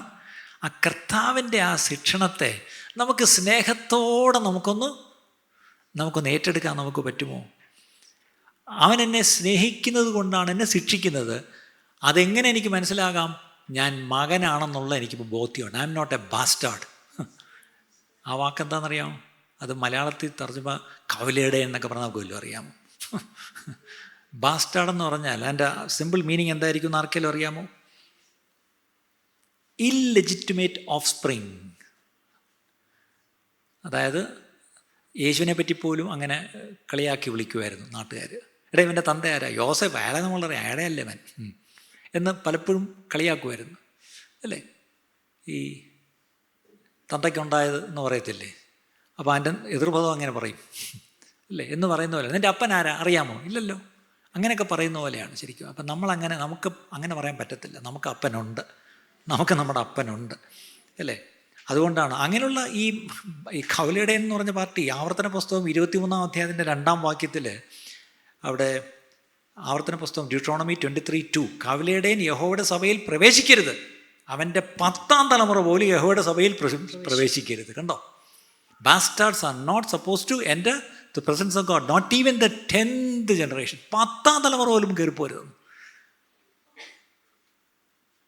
ഇനി ആലോചിച്ചേ, നമ്മൾ ആ കൂട്ടത്തിൽപ്പെട്ടയാണോ? അല്ല, നമ്മൾ മക്കളാ, അല്ലേ? മക്കളാണ്. അതുകൊണ്ടാണ് നമ്മൾ ദൈവസന്നിധിയിൽ നമ്മൾ നിൽക്കുന്നത്. അപ്പം എന്നെ ഈ കഷ്ടതയിലൂടെ ദൈവം എന്നെ അനുസരണം പഠിപ്പിച്ച് എന്നെ തികഞ്ഞവനാക്കുന്നു. അടുത്തത്, ഈ ട്രയൽസ് ചെയ്യുന്ന മറ്റൊരു കാര്യം പ്രൊഡ്യൂസ് പെർസിവിയറൻസ്, എനിക്ക് സഹിഷ്ണുത തരുന്നു. അടുത്തത് ആൻഡ് മെച്യൂരിറ്റി. ഈ തികഞ്ഞവനെന്ന് പറയുന്നത് തന്നെ എന്താ? ഞാൻ ശരിക്കും പറഞ്ഞാൽ ഞാൻ മെച്യൂർഡാവും. യാക്കോബിൻ്റെ ലേഖനം 1-ാം അധ്യായം 2 മുതൽ 4 വരെ. യാക്കോബ്, ജെയിംസ് 1:2-4. യാക്കോബ് 1-ാം അധ്യായം 2 മുതൽ 4 വരെ. എന്റെ സഹോദരന്മാരെ, നിങ്ങൾ വിവിധ പരീക്ഷകളിൽ അകപ്പെടുമ്പോൾ നിങ്ങളുടെ വിശ്വാസത്തിന്റെ പരിശോധന സ്ഥിരത ഉളവാക്കുന്നുവെന്ന് അറിഞ്ഞ് അത് അശേഷം സന്തോഷമെന്ന് എണ്ണുവീൻ. എന്നാൽ നിങ്ങൾ ഒന്നിലും കുറവില്ലാതെ തികഞ്ഞവരും സമ്പൂർണരുമാകേണ്ടതിന് സ്ഥിരതയ്ക്ക് തികഞ്ഞ പ്രവൃത്തി ഉണ്ടാകട്ടെ. നിങ്ങൾ വിവിധ പരീക്ഷകളിൽ അകപ്പെടുമ്പോൾ നിങ്ങളുടെ വിശ്വാസത്തിന്റെ പരിശോധന. അപ്പോൾ ഇവിടെ നോക്കിയേ, ഈ പരീക്ഷയിൽ നമ്മൾ അകപ്പെടുമ്പോൾ എന്നൊരു വാക്കാണ്. നമ്മൾ ഈ അറിഞ്ഞുകൊണ്ടാണോ എന്ന് ചോദിച്ചാൽ അല്ല, പക്ഷെ അകപ്പെട്ടുപോയി, അല്ലേ? അപ്പം ഈ പെട്ടുപോയപ്പം ഒരു കാര്യം ഓർത്തോണം, അതെന്താണ്? നിങ്ങളുടെ വിശ്വാസത്തിൻ്റെ ഒരു പരിശോധനയാണ്. നമ്മുടെ ജീവിതത്തിൽ കടന്നു വരുന്ന പരീക്ഷകളെല്ലാം തന്നെ നമ്മുടെ വിശ്വാസത്തിൻ്റെ പരിശോധനകളാണ്, പ്രിയപ്പെട്ടവരെ, അല്ലേ? അപ്പോൾ ആ പരിശോധന, അതിലൂടെ എനിക്കൊരു ഒരു ഒരു ഒരു എൻഡ് റിസൾട്ടുണ്ട്. എന്താണ്? സ്ഥിരത ഉളവാക്കുന്നു. സ്ഥിരത ഉളവാക്കുന്നു. അല്ലേ? അതുകൊണ്ട് എന്ത് ചെയ്യണം? അത് സന്തോഷമെന്ന് എണ്ണുവിൻ. ഇനി അത് ഞാൻ പുറത്തു വരുമ്പോഴോ ഒന്നിലും കുറവില്ലാതെ തികഞ്ഞവരും സമ്പൂർണരുമാകേണ്ടതിന്. അല്ലേ? അപ്പം ഈ പരിശോധന കഴിഞ്ഞ് ഞാൻ പുറത്തു വരുമ്പം, അല്ലേ, ഈ കഷ്ടത കഴിഞ്ഞ് ഞാൻ പുറത്തു വരുമ്പം ഞാനൊരു തികഞ്ഞവനായിട്ടും സമ്പൂർണനായിട്ടും വരുന്നു. ഇന്ന് ഈ ട്രയൽസ്, ഈ പരിശോധനകളിൽ ദൈവം എന്നിൽ നിന്ന് പ്രതീക്ഷിക്കുന്നത് ഒബീഡിയൻസ് ആണ്, ഒരു സംശയം വേണ്ട. എന്താണ്? അനുസരണം. പക്ഷേ പലപ്പോഴും many of us seem to become escape artist. Escape artist എന്ന് കേട്ടോണ്ടോ? എന്താണത്? അല്ലേ? അതായത് യാക്കോബ് പഠിപ്പിക്കുന്നത്, rather than try to escape the fiery ordeals that come, we should joyfully embrace them. ഒരു കഷ്ടത അല്ലെങ്കിൽ ഒരു പരിശോധന വരുമ്പം അതിനെ സഹിക്കണം, അതിനെ പോയി കെട്ടിപ്പുണരണമെന്നാണ് പറയുന്നത്. പക്ഷേ നമ്മൾ മിടുക്കന്മാരാ. കഷ്ടത വരുന്ന കണ്ടപ്പം എപ്പം മുങ്ങിയെന്ന് ചോദിച്ചാൽ മതി. നമ്മൾ ഭയങ്കര മിടുക്കന്മാരാ. നമ്മൾ വിശ്വാസികൾ പ്രത്യേകിച്ച് അതിൽ ആദിഗംഭീരന്മാരാ. ഒരു കഷ്ടതയെ കൂടെ കടന്നുപോയി പരിശോധിക്കപ്പെടാൻ നമ്മൾ തയ്യാറല്ല. നമ്മൾ അത്രയും നേരം ഉണ്ടായിരുന്നു, പെട്ടെന്ന് ഇവിടെ അങ്ങനെ കണ്ടോ? ഇല്ല, പുള്ളി യൂബർ പിടിച്ച് പോയി കഴിഞ്ഞു. ഇവിടെ ഈ സ്ഥലത്തേ ഇല്ല, ജംഗ്ഷനിലേ ഇല്ല. കാര്യം ആളില്ല. കാര്യം ദൈവം ഒരു അവസ്ഥ ഒരുക്കിയതാണ്. പക്ഷെ ആളെന്ത് ചെയ്തു? മുങ്ങി. അല്ലേ? എസ്കേപ്പായി, സ്കൂട്ടായി എന്നൊക്കെ പറയത്തില്ലേ? ഇതാണ് ഇന്നത്തെ പ്രശ്നം. അപ്പം അവിടെ അല്ല, അത് സന്തോഷത്തോടെ നമ്മൾ ചെയ്യേണ്ടതാണ്. അവിടെയാണ് നമുക്കറിയാമല്ലോ, ഈ ചിത്രശലഭം പറന്നു പോകുമ്പോൾ എന്തോ ഒരു ഭംഗിയാണ് അതിനെ കാണാൻ. എൻ്റെ പടമൊക്കെ കുഞ്ഞുങ്ങൾ വരച്ച് എത്ര കളറൊക്കെ ചെയ്താൽ എന്ത് രസമാണ്. പക്ഷേ ഇതൊരു കുക്കൂൺ ആയിരിക്കുമ്പോഴാലോചിച്ച് നോക്കിയേ, അല്ലേ? അതിനകത്ത് ഈ പറഞ്ഞിൽ കിടന്ന് ഞരങ്ങുക. ഒരിക്കലൊരു മരത്തിൽ നിന്ന് ഈ ഒരു സാധനം ഇത് ആരണ്ട് എറിഞ്ഞ് താഴെ ഇട്ടു. അപ്പോൾ ഒരാൾ പോയി നോക്കിയപ്പം അതിനകത്തുനിന്നൊരു ചിത്രശലഭം ഇങ്ങനെ പുറത്തോട്ട് വരുന്നത്. എൻ്റെ ഈ പറഞ്ഞ പോലെ എൻ്റെ തലയും വന്നു, ഒരു ചിറകിൻ്റെ ഒരു ഭാഗവും വന്നു. എന്നിട്ട് ഇങ്ങനെ കിടന്ന് പുളയുക. അപ്പോൾ ഒരാൾക്ക് അങ്ങ് എന്ത് ചെയ്യും? ക്രിസ്തീയ സ്നേഹത്തിൽ അങ്ങ് സഹതാപവും എല്ലാം വന്നു. പുള്ളി നോക്കിയപ്പോൾ എന്ത് ചെയ്യണം? ഒന്ന് സഹായിച്ചേക്കാമെന്ന് വിചാരിച്ചു. പുള്ളി പോയി എന്ത് ചെയ്തു? ഒന്ന് കീറി വിട്ട്, എന്താണ്, പെട്ടെന്ന് ഇങ്ങ് പുറത്ത് വരട്ടെ എന്ന് വിചാരിച്ചു. പക്ഷേ പുറത്ത് വന്നപ്പോൾ അതെന്തു പറ്റി? ആ സ്ട്രഗിൾ ചെയ്ത് പുറത്ത് വന്ന ഭാഗം കറക്റ്റായിട്ട് വന്നു. ഈസി ആയിട്ട് തുറന്നു വിട്ടപ്പം ഒരുമാതിരി ഒരു ഡിഫോംഡ് ചിത്രശലഭമായി. ചിത്രശലഭമാണോ എന്ന് ചോദിച്ചാൽ രണ്ട് ചിറവും കൊണ്ട് മനോഹരമായിട്ട് പറന്നുകൊണ്ടൊരു ചിത്രശലഭമായിരുന്നു. പക്ഷെ ആരാണ്ടൊന്ന് സഹായിച്ചതാണ്. കർത്താവ് ആഗ്രഹിക്കുന്ന നമ്മൾ നല്ല ചിത്രശലഭങ്ങളായിട്ട് കാഹളം കേൾക്കുമ്പോൾ പറന്നു പോകേണ്ടവരാണ്. ഈ അല്ലാത്ത അവിടെ ഇവിടെയുള്ള പ്രസംഗങ്ങളും കേട്ട് സത്യം പറ ഇങ്ങനെ ഇരിക്കരുത്. കാഹളം കേൾക്കുമ്പോൾ നിങ്ങളെ ശരിക്കും ആ ഒരു വചനപ്രകാരം കർത്താവ് നിങ്ങളെ നടത്തി മുന്നോട്ട് കൊണ്ടുപോവുക. അവിടെ എവിടെയും കിടന്ന് ഓടുന്നവരോട് ഞാനൊരു വാക്ക് വാണിംഗായിട്ടും കൂടെ പറയാം. കണ്ണീരോടാണ് ഞാനിത് പറയുന്നത്. ചില കാര്യങ്ങൾ ഞാനും അറിയുന്നുണ്ട്. നിങ്ങളെ അവിടെയൊക്കെ ചിലർ കാണുന്നുണ്ട്. 1.5 മണിക്കൂർ നിങ്ങളെ ഇട്ട് മൂപ്പിക്കാനും ഇളക്കാനൊക്കെ ഞങ്ങൾക്കും പറ്റും. പക്ഷേ കാഹളം കേൾക്കുമ്പോൾ മേളിൽ പോകുന്ന ഒരു ഗ്യാരണ്ടിയില്ല. ഇവിടെ ഇരുന്നുകൊണ്ട് കുഞ്ഞാടിനെ പറ്റി പാട്ട് പാടാൻ പറ്റും. പക്ഷേ കുഞ്ഞാടിൻ്റെ കൂടെ അവിടെ സിയോൻ മലയിൽ പാട്ട് പാടണമെങ്കിൽ വിളിക്കപ്പെടണം, തിരഞ്ഞെടുക്കപ്പെടണം, വിശ്വസ്തത തെളിയിക്കണം. ഓക്കെ, ആ വിശ്വസ്തത എങ്ങനെയാണ് തെളിയിക്കുന്നത്? കഷ്ടതയിലൂടെ കടന്നു പോകുമ്പം ഞാൻ അനുസരണം പഠിക്കും, അല്ലേ? ഞാൻ സഹിഷ്ണുത പഠിക്കും. ഇപ്പം നമ്മൾ സഹിഷ്ണുത കാര്യമായി പറഞ്ഞുകൊണ്ടിരിക്കുന്നത്. അപ്പം ആ കൊക്കൂണിനകത്ത് ഒരു സഹിഷ്ണുത വേണമായിരുന്നു. കുറച്ചുകൂടെ ഒന്ന് സ്ട്രഗിൾ ചെയ്യണമായിരുന്നു. ആ കറക്റ്റ് സമയമാകുമ്പോൾ എന്ത് ചെയ്യും? പുറത്ത് വരും. പുറത്ത് വരുമ്പോൾ പെർഫെക്റ്റായൊരു ബട്ടർഫ്ലൈ ആയിട്ട് പോകും. ഇന്ന് ഒത്തിരി ദേവദാസന്മാർ തന്നെ വന്നിട്ട് പറയുക, അങ്ങനെ ആ കഷ്ടത ദൈവഹിതമല്ല സഹോദരി, ഇങ്ങി വാ ഞങ്ങളെ കഷ്ടത മാറ്റിത്തരാം എന്നും പറഞ്ഞ് എന്ത് ചെയ്യും? ഷോർട്ട് കട്ട് പറഞ്ഞു കൊടുക്കുക. പക്ഷെ ആ ഷോർട്ട് കട്ട് കൊണ്ട് എന്ത് പറ്റുന്നു? ഡിഫോംഡ് ആയ ഒത്തിരി വിശ്വാസികളെ ഇന്ന് ഉണ്ടാക്കി വെച്ചിട്ടുണ്ട്.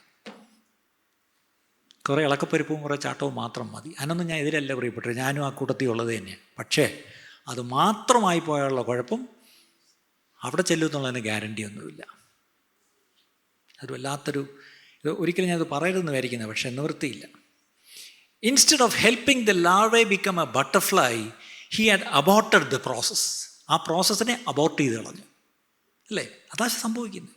ഇന്ന് ഒത്തിരി ക്രിസ്ത്യാനികളുടെ ഈ വിശ്വാസ ജീവിതത്തെ അബോർട്ട് ചെയ്ത് കളയുന്നത് ഇങ്ങനെയുള്ള ഷോർട്ട് കട്ട്സാണ്.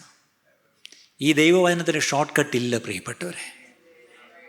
ഇത് സമ്പൂർണ്ണതയിലേക്കും തികവിലേക്കും കൊണ്ടുവരുന്ന ദൈവവചനമാണ്. അതിനെ ആ സമ്പൂർണ്ണതയിലേക്കും തികവിലേക്കും കൊണ്ടുവരാതെ ഷോർട്ട് കട്ട്സ് ആരെങ്കിലും ഉപദേശിച്ചു തന്നാൽ, അതെത്ര ആത്മീയമെന്ന് പറഞ്ഞാലും അത് സൂക്ഷിക്കണം പ്രിയപ്പെട്ടവരെ. You have to be very careful. You have to be very careful. ഇനി ഈ ഹാഫ് ഡെവലപ്ഡ് ബട്ടർഫ്ലൈ കുറേ കഴിയുമ്പോൾ എന്ത് പറ്റിയെന്ന് അറിയാമോ? ഇറ്റ് ഡൈഡ്, മരിച്ചുപോയി. അതിനങ്ങനെ ജീവിക്കാൻ പറ്റത്തില്ല. ഒരു ചിറകില്ലാതെ ഒന്നും ഒരു ബട്ടർഫ്ലൈക്ക് പറ്റില്ല. അത് കുറച്ച് കഴിഞ്ഞ് ചത്തു വീണു. അതാ സത്യം. ഇന്ന് നമ്മളും ദൈവസഭയും we are guilty of the same thing. എന്താണെന്നറിയാമോ? ഇന്ന് നമുക്ക് ചുറ്റുമുള്ള സഹോദരങ്ങൾ ഈ കഷ്ടതയിൽ കിടന്ന് കാണുമ്പം നമുക്ക് അവരോട് അങ്ങ് സോറി തോന്നിയിട്ട്, എന്താണ് സിമ്പതി തോന്നിയിട്ട് അവരെ പോയി അങ്ങ് ഹെൽപ്പ് ചെയ്യും. അവരെ ചെന്ന് നമ്മൾ ഹെൽപ്പ് ചെയ്യുമ്പോൾ നമ്മൾ ചെയ്യുന്ന ദോഷം എന്താണെന്നറിയാമോ? അവർ വീണ്ടും അതേ പ്രോബ്ലത്തിലേക്ക്, അതേ തെറ്റിലേക്ക്, അതേ പാപത്തിലേക്ക് വീണ്ടും വീണ്ടും അവർ വീണ് അതിൽ തന്നെ ജീവിക്കും. ഒരിക്കലും അതിൽ നിന്നൊരു ജയമെടുത്ത് അവർ പുറത്തു വരത്തില്ല. ഇതാണ് ഇന്നത്തെ ഏറ്റവും വലിയ പ്രശ്നം. എനിക്കൊക്കെ സിമ്പതി ഇച്ചിരി കൂടുതലാണ്, നിങ്ങൾക്കറിയാം. എനിക്ക് ഇച്ചിരി സിമ്പതി പൊതുവേ കൂടുതലാണ്. പക്ഷേ ഈ ദിവസങ്ങളിൽ ദൈവം എന്നോട് പറഞ്ഞു, നീ ഒത്തിരി സിമ്പതി കാണിക്കേണ്ട കാര്യത്തിൽ. ഞാൻ അനുവദിച്ചിരിക്കുന്ന ചില കാര്യങ്ങളുണ്ട്, അതിന് നീ ഷോർട്ട് കട്ടൊന്നും അന്വേഷിക്കേണ്ട. ഞാൻ തുടങ്ങിയൊരു പ്രവൃത്തി തയ്ക്കാൻ എനിക്ക് അറിയാം. ആ ഞാൻ തുടങ്ങിയ പ്രവൃത്തി അല്പം വേദനിപ്പിക്കുന്ന പ്രവൃത്തിയാണ്. ആ വേദനയിലൂടെ തന്നെയാണ് ഒരു അമ്മ ഒരു കുഞ്ഞിനെ പ്രസവിക്കേണ്ടത്. എന്ന് പറയുന്നത് നമ്മുടെ ജീവിതത്തിലും വാസ്തവമായിട്ട് ക്രിസ്ത്യ ജീവിതത്തിൽ ചില വേദനകൾ ഉണ്ട് പ്രിയപ്പെട്ടവരെ. ആ വേദനയിലൂടെ തന്നെ നമുക്ക് അങ്ങ് ചെന്ന് പറ്റാൻ പറ്റത്തുള്ളൂ. അതിന് ഒരു സംശയം വേണ്ട പ്രിയപ്പെട്ടവരെ. നമ്മൾ അവരെ ഒരു സമയത്തേക്ക് കഷ്ടപ്പെടാൻ അനുവദിച്ചിരുന്നെങ്കിൽ അവരെ ദൈവം പഠിപ്പിക്കാൻ ഉദ്ദേശിച്ചിരുന്ന പാഠം അവർ പഠിച്ചെടുത്തേനെ. അവിടാണ് കുഴപ്പം. ദൈവം അവരെ ഒരു കഷ്ടത്തിലൂടെ കടത്തി വിടുന്നതിലൂടെ ദൈവം അവരെ എന്തോ ഒന്ന് പഠിപ്പിക്കുക. അത് പഠിച്ചെടുക്കാൻ അവരെ സമ്മതിക്കാതെ നമ്മൾ എന്ത് ചെയ്യും? കയറി അവരെ അങ്ങ്, തിരുവനന്തപുരം ഭാഷ പറഞ്ഞ് അങ്ങ് സഹായിച്ച് കളയും. അങ്ങനെ സഹായിച്ച് കളഞ്ഞ് ഒരു പരുവായി. ഇന്നൊരു തീരുമാനം എടുക്കാം, അല്ലേ? കർത്താവേ, നീ എന്നെ പഠിപ്പിക്കുന്ന പാഠത്തിൽ നിന്ന് ഞാൻ പിന്തിരിഞ്ഞു പോകരുത്.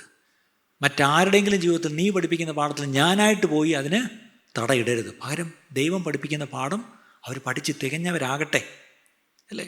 അതോർത്തോണം. ഇന്ന് നമ്മുടെ ജീവിതത്തിൽ ഈ കഷ്ടങ്ങൾ, ഈ ട്രയൽസ്, ഈ പരീക്ഷകൾ വരുന്നതിന് ഒരു 3 കാരണങ്ങളുണ്ട്. ഒന്ന്, ഡീലിങ്സ് ഓഫ് ഗോഡ്, ദൈവത്തിൻ്റെ ഇടപെടലാണ്, അല്ലേ? ചിലരുടെ ജീവിതത്തിൽ ദൈവം ഇടപെടുമ്പം അത് കഷ്ടത്തിലൂടെ തന്നെ ഇടപെടും. രണ്ടാമത്തത് സെൽഫ് ഇൻഡ്യൂസ്ഡ് ട്രബിൾ, അതായത് സ്വന്തമായി വരുത്തി വെച്ചത്. നാടൻ ഭാഷ പറഞ്ഞ കൈയിരിപ്പ്. കൈയിരിപ്പ് കാരണം കഷ്ടപ്പെടുന്നവരുണ്ട്. ദൈവം അനുവദിക്കുന്ന കഷ്ടവും ഉണ്ട്. മൂന്നാമത്തതുണ്ട്, അതാണ് നമ്മളോട് എല്ലാവരും പറഞ്ഞു തന്നിരിക്കുന്നത്. എന്താണെന്നറിയാം? ഇന്ന് കേൾക്കുന്ന മുഴുവൻ പ്രസംഗവും എന്താ? മകളെ, നിനക്ക് നേരെ എന്തുവാ പറ, 2 കണ്ണുകൾ നിന്നെ ഇങ്ങനെ നോക്കിക്കൊണ്ടിരിക്കുന്നു. അപ്പോഴത്തേക്ക് ഞാൻ എന്ത് ചെയ്യണം? ഒരു 3 ദിവസം ഇരിക്കണം. അതിനെന്ത് ചെയ്യണം? ഞങ്ങൾ ടീമായിട്ട് വരാം, വന്നിരിക്കാം. എന്തോ ചിലവാകും? 25,000 രൂപയാവും. ഇതിലെ മന്ത്രവാദി എടുത്ത് പോകുന്നത് തന്നെ ഇത് തന്നെ. അവിടെ കോഴിയും കൊണ്ടുപോകണം, ഇവിടെ എന്തോ കൊണ്ടുപോകണം. ഞാൻ 3 ലിസ്റ്റിൽ ആദ്യത്തെ പറഞ്ഞു. എന്താണ്? Dealings of God. ദൈവം ഇടപെടുന്നത് ചിലപ്പം ചില കഷ്ടങ്ങളായിട്ട് നമ്മുടെ ജീവിതത്തിൽ വരും. അത് ദൈവത്തിൻ്റെ ഇടപെടലാണ്. നമ്പർ 2, നമ്മളായിട്ട് വരുത്തി വെച്ചത്. 3, attack of Satan, not within God's will. ദൈവഹിതമല്ലായിരുന്നു, പക്ഷേ പിശാചിപ്പം കയറി അറ്റാക്ക് ചെയ്യുക. നമ്മൾ കയറി പിടിക്കുന്ന എല്ലാം ഈ മൂന്നാമത്തെയാണ്. കൃത്യമായിട്ട് പറഞ്ഞു തന്നിരിക്കുന്നത് പോരാട്ടമുണ്ട് കേട്ടോ, മാറ്റി പ്രാർത്ഥിച്ചോണം കേട്ടോ, അതുകൊണ്ട് ഇതുങ്ങളെയൊക്കെ പ്രാർത്ഥിച്ചോണം. അയ്യോ,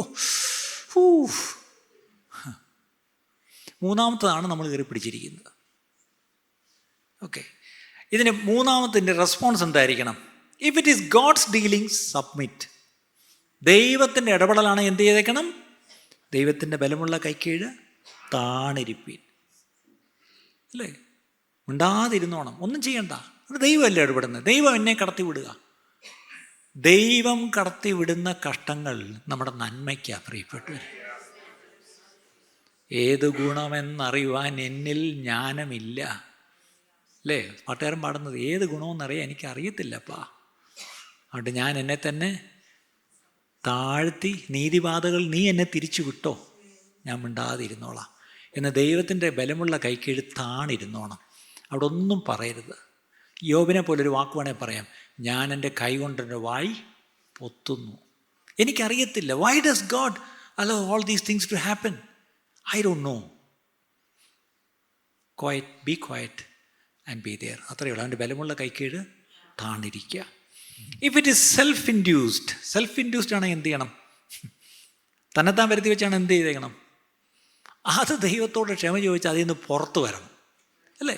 നമ്മൾ തന്നെത്താൻ വരുത്തി വെച്ചാണ് എന്ത് ചെയ്യണം? ചിലപ്പോൾ ചില പിള്ളേർ ഒന്ന് വീഴുമ്പോൾ തള്ളമാർ എണീറ്റ് വാ, ഞാൻ പറഞ്ഞില്ലേ ഓടരുതെന്ന്, ചെന്ന് തട്ടിയടിച്ച് വീണിട്ട് ഇപ്പം കിടന്ന് മോങ്ങുന്നോ, എണീറ്റ് വേണേ വാ എന്ന് പറഞ്ഞാൽ അത്രയേ ഉള്ളൂ, അല്ലേ? ഓടരുതെന്ന് ദൈവം പറഞ്ഞാ, പക്ഷെ ഓടി ചെന്ന് കുഴി വീണു. കയറി വാ, പൊടിയും തട്ടി കയറി വാ, അല്ല വേറെ വഴിയില്ല. ഇല്ല, സെൽഫ് ഇൻഡ്യൂസ്ഡിന് വേറെ ആരുടെയും സഹായം വേണ്ട, താനേ തിരിച്ചു വരിക. അവിടെ ചിലപ്പോൾ റിപ്പൻറ്റൻസ് ആവശ്യം വരും. എന്താണ് ഇനി പ്രധാനപ്പെട്ടത്? If it's an attack of Satan, പിശാചിൻ്റെ പോരാട്ടമാണെങ്കിൽ അവിടെ ഒറ്റ കാര്യം ചെയ്താൽ മതി. എന്താണെന്നറിയാമോ? ഫൈറ്റ്. എന്ത് ചെയ്യണം? പിശാചിനോട് എതിർത്ത് നിൽപ്പീൻ, അവൻ നിങ്ങളെ വിട്ട് ഓടിപ്പോവും. കേട്ടോ? ദൈവത്തിൻ്റെ ഇടപെടലാണെങ്കിൽ താണിരിക്കണം. തന്നെത്താൻ വരുത്തി വെച്ചാണെങ്കിൽ മാനസാന്തരപ്പെട്ട് അതിൽ നിന്ന് പുറത്തു വരണം. മൂന്നാമത്, പിശാചാണ് പോരാടുന്നതെങ്കിൽ എതിർത്ത് നിൽക്കണം, അല്ലേ? പിശാചിനോട് എതിർത്ത് നിൽക്കണം. യാക്കോബ് 4:7 എന്താണ് പറയുന്നത്? പിശാചിനോട് എതിർത്ത് നിൽപ്പീൻ, അവൻ നിങ്ങളോട് അവൻ നിങ്ങളെ വിട്ടോടിപ്പോകും. അയ്യോ, അങ്ങനല്ലേ? ആകയാൽ നിങ്ങൾ ദൈവത്തിന് കീഴടങ്ങി പിശാചിനോട് എതിർത്ത് നിൽപ്പീൻ, എന്നാൽ അവൻ നിങ്ങളെ വിട്ടോടിപ്പോകും. ചിലർ പറയും, ഞാൻ പിശാചിനോട് എതിർത്ത് നിൽക്കും തോറും അവൻ എന്നോട് അടുത്തടുത്ത് വരുന്നു.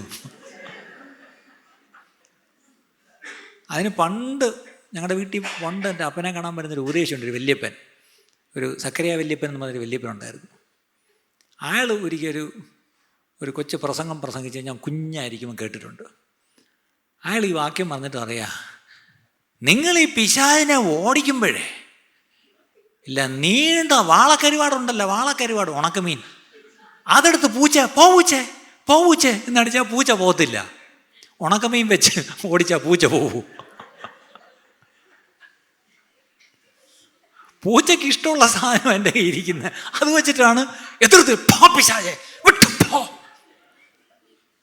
കയ്യിലിരിക്കുന്നത് ഉണക്കമീൻ, പൂച്ചയ്ക്ക് ഏറ്റവും ഇഷ്ടമുള്ള സാധനം. ഈ പൂച്ചയെ ഓടിക്കണമെങ്കിൽ ഒറ്റ വഴിയുള്ളൂ. എന്ത് ചെയ്യണം? ആദ്യം ഈ ഉണക്കമീൻ വേണ്ടാന്ന് വയ്ക്കണം. അത് പറ്റത്തില്ല. എനിക്ക് ഉണക്കമീൻ്റെ മണമില്ലാതെ ചോറിറങ്ങുമില്ല. ഇതാ പ്രശ്നം. ഇതാണ് നമ്മുടെ പ്രശ്നം. അതുകൊണ്ട് പിശാചിനോട് എതിർത്ത് നിൽക്കുമ്പോൾ ഓർത്തോണം, പിശാചിന് അവകാശം പറയാവുന്ന എന്തെങ്കിലും എൻ്റെ ജീവിതത്തിലുണ്ടെങ്കിൽ അതിനൊരു പരിഹാരം വരുത്തിയിട്ടേ പിശാചിനോട് എതിർത്ത് നിൽക്കാവും. ഞാൻ കുറച്ചാളുമ്പോൾ ഒരു കഥ പറഞ്ഞല്ലോ. ഒരിക്കലും ഒരു പെണ്ണുപിള്ള പിശാച് ഇറങ്ങുന്നില്ല ഒരു വ്യക്തി. അപ്പം എന്തൊക്കെ പറഞ്ഞിട്ട് പിശാച് പോകുന്നില്ല. അവസാനം പിശാച് ഞാൻ ഇവിടുത്തെ മെമ്പറാണ് എന്നാ ചോദിച്ചപ്പോഴാണ് പറയുന്നത്, ഞാൻ ഇവളുടെ കൂടെ സ്നാനപ്പെട്ടി സഭയിൽ വന്നതാണ്, ഞാനിവിടെ തിരുവത്താഴത്തിലും പാടും, ഞാനിവിടുത്തെ മെമ്പർഷിപ്പ് രജിസ്റ്ററിൽ എൻ്റെ പേരും കൂടെ ഉണ്ടെന്ന് പറയാത്ത ഭാഗ്യം. എത്ര അഹങ്കാരം നോക്കണം പിശാചിന്. കാര്യം ഈ സ്ത്രീ ഒരുപക്ഷെ അതുപോലെ ഈ ലീഗൽ റൈറ്റ് കൊടുത്തിരിക്കുക. എവിടെ ഇരിക്കുന്ന വക്കീലന്മാർക്കറിയാം. ലീഗൽ റൈറ്റ് കൊടുത്താൽ പിന്നെ അങ്ങനെ ഇറക്കി വിടാൻ പറ്റത്തില്ല, അല്ലേ? നമ്മളെവിടെയെങ്കിലും നമ്മുടെ ജീവിതത്തിൽ ലീഗൽ റൈറ്റ് പിശാചിന് കൊടുത്തെങ്കിൽ അത് ഈ പറഞ്ഞാൽ ക്യാൻസൽ ചെയ്തേക്കണം. ക്യാൻസൽ ചെയ്തിട്ട് പിശാചിനോട് എതിർക്കണം. ഓക്കെ. അവസാനത്തെ കാര്യം, trouble test our faith in God's word. ദൈവം നമ്മോട് അരുളി ചെയ്ത ദൈവവചനം, ആ വചനം നമ്മളെ ടെസ്റ്റ് ചെയ്യും. അതെങ്ങനെയാണെന്ന് ചോദിച്ചാൽ ഒരു വാക്യം വായിക്കും, നിങ്ങൾക്ക് ഒന്നുണ്ട് വാക്യം വായിക്കാം. സദൃശവാക്യം 30:5. പ്രോവേർബ്സ് 35. സദൃശവാക്യം 30:5. ദൈവത്തിന്റെ സകല വചനവും ശുദ്ധി ചെയ്തതാകുന്നു. മതി. ദൈവത്തിന്റെ സകല വചനവും പ്യൂരിഫൈഡ് ആണ്. Every word of God is purified. കേട്ടപ്പം കൊള്ളാം. അടുത്ത സങ്കീർത്തനം 12:6 കൂടെ വായിച്ചേ. സങ്കീർത്തനം 12:6. യഹോവയുടെ വചനങ്ങൾ നിർമ്മല വചനങ്ങളാകുന്നു. നിലത്ത് ഉലയിൽ ഉരുക്കി 7 പ്രാവശ്യം ശുദ്ധി ചെയ്ത വെള്ളി പോലെ 7 പ്രാവശ്യം ശുദ്ധി ചെയ്ത വെള്ളി പോലെ തന്നെ. ദൈവത്തിൻ്റെ വചനം ശുദ്ധിയുള്ളതാണെന്ന് മാത്രമല്ല, 7 പ്രാവശ്യം ശുദ്ധി ചെയ്ത വെള്ളി പോലെ അല്ലേ. ഇനി 105-ാം സങ്കീർത്തനത്തിലോട്ട് വന്നേ. 105-ാം സങ്കീർത്തനം 18 മുതൽ 20 വരെ വായിക്കുമ്പോൾ യോസേഫിൻ്റെ ഒരു കാര്യം അവിടെ സങ്കീർത്തനക്കാരൻ പറയും. 105-ാം സങ്കീർത്തനം 18 മുതൽ 20 വരെ. യഹോവയുടെ വചനം നിവൃത്തിയാകുകയും അവന്റെ അരുളപ്പാടിനാൽ അവനെ ശോധന വരികയും ചെയ്യുവോളം അവർ അവന്റെ കാലുകളെ വിലങ്ങുകൊണ്ട് ബന്ധിക്കുകയും അവൻ ഇരുമ്പ് ചങ്ങലയിൽ കുടുങ്ങുകയും ചെയ്തു. രാജാവ് ആളയച്ച് അവനെ വിടുവിച്ചു. ജാതികളുടെ അധിപതി അവനെ സ്വതന്ത്രനാക്കി. മലയാളത്തിൽ വായിച്ചാൽ ഒന്നും മനസ്സിലായി കാണത്തില്ല. അത് ഇംഗ്ലീഷിൽ ഇങ്ങനെ വായിക്കാം. Until the time that his, അതായത് Joseph's word came, the word of the Lord tried him. മനസ്സിലായോ? യോസഫിനോട് ഒരു വാഗ്ദത്തം ഉണ്ടായിരുന്നു, അല്ലെങ്കിൽ ഒരു വചനം ഉണ്ടായിരുന്നു. എന്തായിരുന്നു? നിൻ്റെ അപ്പനും അമ്മയും സഹോദരങ്ങളൊക്കെ നിന്നെ സേവിക്കും. ശരിയല്ലേ? ചെറുക്കൻ കണ്ണടച്ചാൽ സ്വപ്നം കാണും. എനിക്ക് സ്വപ്നം കണ്ട് മിണ്ടായിരിക്കണ്ടേ. അവൻ ഓടിച്ചെന്ന്, പപ്പ ഞാൻ കണ്ടല്ലോ, മമ്മി ഞാൻ കണ്ടല്ലോ, ചേട്ടാ കണ്ടല്ലോ, നീയൊക്കെ എന്നെ വന്ന്. അവൻ്റെ വായാണ് കുഴപ്പമുണ്ടാക്കിയത്. അത് മിണ്ടായിരുന്നെങ്കിൽ ഒരു ശല്യമില്ലായിരുന്നു അല്ലേ. അപ്പം അവനോടൊരു ദൈവത്തിൻ്റെ വാക്കുണ്ടെന്നുള്ളത് മനസ്സിലായി. പക്ഷേ എനിക്കിന്നൊരു വാക്ക് കിട്ടി, ഒരു വചനം കിട്ടി, അല്ലെങ്കിൽ ഒരു പ്രവചനം കിട്ടിയാൽ എന്താണ്, പ്രോമിസ്, ഒരു വാഗ്ദത്തം കിട്ടിയെന്ന് പറഞ്ഞുകൊണ്ട് നാളെ അത് നടക്കത്തില്ല. ശരിയല്ലേ? നിങ്ങളെക്കുറിച്ച് വല്ലതൊക്കെ വാക്കോ വചനമോ പ്രവചനമോ അങ്ങനെ ചോദിക്കാം. ദൂത് അയ്യോ നിങ്ങൾക്ക് ഇഷ്ടമുള്ള വാക്ക് പറയാം. പക്ഷെ നിങ്ങളെപ്പറ്റി എന്തെങ്കിലും ദൂത് കിട്ടിയിട്ടുണ്ടോ? പറഞ്ഞാൽ നിങ്ങൾ ഓരോരുത്തരെയും പറ്റി കിട്ടിയ ദൂത്. എന്നെപ്പറ്റി ഞാൻ തന്നെ കേട്ടുള്ള ദൂതുകൾ ഇനി നിറവേറണമെങ്കിൽ ഒരു ജന്മം കൂടെ ജീവിക്കണം. ഇനി ഈ ദൂതെല്ലാം കൂടെ എടുത്തുകൊണ്ട് പോയി അങ്ങ് അടുത്ത ദിവസം തൊട്ട് അങ്ങ് നടക്കുമെന്നൊന്നും വിചാരിക്കണ്ട. ആ ദൂത് ഞാൻ പറയും, അതൊക്കെ ഒരു ഷെൽഫിൽ വെച്ചോ, അതിനെ തള്ളണ്ട, ഷെൽഫിലിരിക്കട്ടെ. സമയമാകുമ്പം ദൈവം പറഞ്ഞാണെങ്കിൽ നിറവേറും അല്ലേ. അതിനകത്ത് ഞാൻ ചെയ്യേണ്ട ചില കാര്യമുണ്ടോ എന്ന് ചോദിച്ചാൽ ദൈവത്തോട് ചോദിക്കണം, അത്ര തന്നെ. ചില കാര്യങ്ങളൊന്നും മിണ്ടണ്ട, സ്തോത്രം ചെയ്തുകൊണ്ടിരുന്നാൽ മതി, മിണ്ടായിരുന്നാൽ മതി അല്ലേ. അപ്പം ഇവിടെ യോസേഫിനെ കുറിച്ചൊരു ദൂതുണ്ട്. നിന്നെ വലിയവനാക്കും, മറ്റുള്ളവർക്ക് നിന്നെ സേവിക്കത്തക്ക നിലയിൽ നീ ഉയർത്തപ്പെടും. പക്ഷേ അതുവരെ ഒരു സമയമുണ്ട്. നേരെ പോയി ലാൻഡ് ചെയ്ത് എവിടെയാണ്? തിരുവനന്തപുരത്ത് പട്ടത്തിനടുത്തൊരു സ്ഥലമാണ്. എവിടെയാണ്? പൊട്ടക്കുഴി. അവിടെ നിന്ന് നേരെ ഒരു പ്രൊമോഷൻ കിട്ടി. എവിടെയാണ്? പൂജപ്പുര. അവിടെ ചെന്ന് കിടക്കുകയാണ്. പക്ഷെ അവിടെ കിടന്നപ്പോൾ ഒരു 10-12 വർഷം കിടന്നെന്നാണ് ചരിത്രം പറയുന്നത്. ഈ 12 വർഷം ഈ ചെറുക്കൻ ചെയ്യാത്ത കുറ്റത്തിനാണ് പോയി കിടക്കുന്നത് അല്ലേ. പക്ഷെ ആ 12 വർഷം ഇവിടെ കിടക്കുമ്പോഴും ഓരോരുത്തർ റിലീസായി പോകുമ്പോഴും, ചേട്ടാ ഒന്ന് പുറത്തു പോകുമ്പോൾ എൻ്റെ കാര്യം ഒന്ന് പറയണേ, അടുത്ത അണ്ണാ ഒന്ന് എൻ്റെ കാര്യം ഒന്ന് പറയണേ, ഓരോരുത്തരത്തും പറഞ്ഞു വിടുന്നുണ്ട് അല്ലേ. പോന്നവന്മാരെല്ലാം ഇവനെ മറന്നു. പക്ഷെ ഇവൻ്റെ സമയമാവുന്നവരെ അവിടെ ഇംഗ്ലീഷിൽ the word of the Lord tried him. അതിൻ്റെ അർത്ഥം എന്താ? ദൈവവചനം ഇവനെ ശോധന കഴിച്ചുകൊണ്ടേയിരിക്കുക. ഞാനീ പറയുന്നത് നിങ്ങൾക്ക് ചിലർക്കെങ്കിലും ഒരു രേമാ വചനമായിരിക്കും.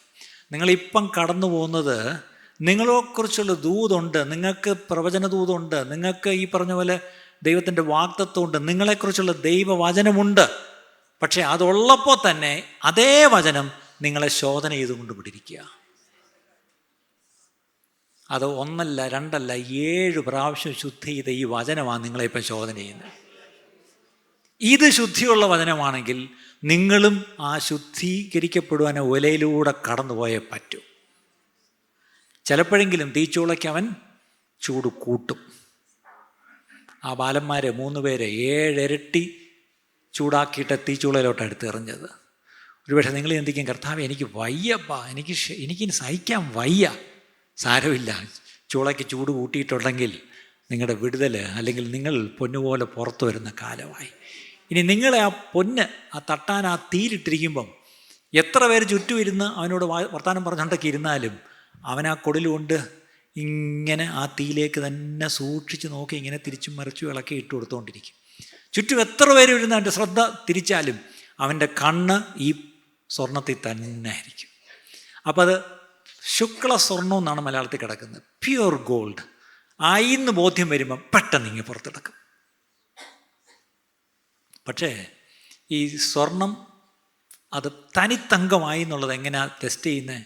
ഇങ്ങനെ നോക്കിയിരിക്കുമ്പം പെട്ടെന്ന് ആ സ്വർണത്തിൽ തൻ്റെ മുഖം പതിയുമ്പം ആയി. നിങ്ങൾ ആരെങ്കിലും തീയിലൂടെ പോകുന്നെങ്കിൽ ഒന്ന് ഓർത്തോ, നിങ്ങളെ തീയിലിട്ടേച്ച് കർത്താവ് അവിടെ കാപ്പുടിക്കാൻ പോയിരിക്കുകയല്ല. കർത്താവ് അവിടെ തന്നെ ഇരിപ്പുണ്ട്. മറ്റേത് സമയത്തെക്കാട്ടിലും കർത്താവിൻ്റെ കണ്ണ് നിങ്ങളിൽ മാത്രമാണ്. കാര്യം കർത്താവിന് ഏറ്റവും വിലപ്പെട്ട നിങ്ങളാ തീ കിടക്കുന്നത്. പക്ഷേ തൻ്റെ ആ മുഖം നിങ്ങളിൽ പതിയുന്നത് വരെ അവനെടുക്കത്തില്ല തീയിന്ന്. അതാണ് പരീക്ഷ. പക്ഷെ നമ്മുടെ പ്രശ്നം, തീ കിടന്നു നിലവിളിക്ക്, എന്നെ ഒന്ന് പുറത്തെടുക്ക്. ഇല്ല, എന്തിനാ ഇട്ടത്? തനിത്തങ്കമാക്കി എടുക്കാനാണ് ഇട്ടിരിക്കുന്നത്. ആ പ്രോസസ്സ് തീരുന്നവരെ നിങ്ങളെ തീയിന്ന് എടുക്കത്തില്ല പ്രിയപ്പെട്ടവരെ. നിങ്ങളെ ആ തീയിൽ ദൈവം കുറേ നാൾ വെച്ചിരിക്കും. പക്ഷെ ആ തീ ചില കട്ടിയാട്ടോ. ഞാൻ നോക്കി ദിവസങ്ങളിൽ കുറേ തീ കൂടെ കടന്നു പോകുന്നുണ്ട്. വീട്ടിലൊന്നും അല്ലേ, ഇവിടെ വലിയ പ്രശ്നം. എന്തെങ്കിലും പറഞ്ഞാൽ ഇത് കഴിയുമ്പോൾ പാസ്റ്ററായ പ്രശ്നമുണ്ടാ? ഒരു പ്രശ്നവും ഇല്ല.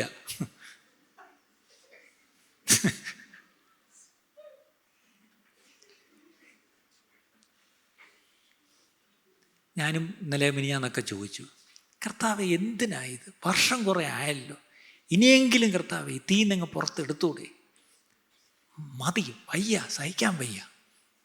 എല്ലാത്തിനും ഒരു അന്തമില്ല, എല്ലാത്തിനും ഒരു അറുതിയില്ലേ, അപമാനിക്കപ്പെടുന്നതിന് അറുതിയില്ലേ എന്നൊക്കെ ചിന്തിച്ചു. അപ്പോൾ ഇന്നലെ ആണെന്ന് തോന്നുന്നു, ഇന്നലെ അതെ വെളുപ്പിന് ദൈവം എന്നോട് വളരെ കരുണ ചെയ്യുന്നത് എങ്ങനെയാണെന്നറിയാമോ? ഒരു വലിയ സഹിക്കാൻ വയ്യാത്ത കഷ്ടത്തിൽ കൂടെ പോകുമ്പോൾ ഒരു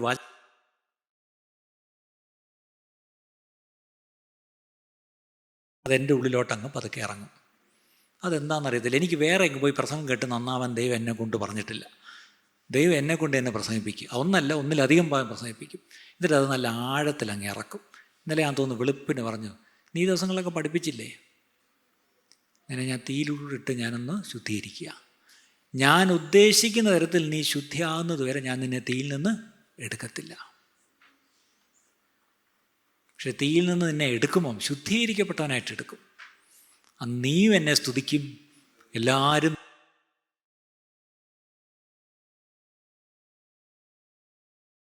അപ്പം യോസേഫ് ഈ പറഞ്ഞാൽ ഒരു കാരണമില്ലാതെ അവിടെ പോയി ജയിലിൽ കിടന്നു. ഫോൾസ് അക്യൂസേഷൻ ആയിരുന്നു.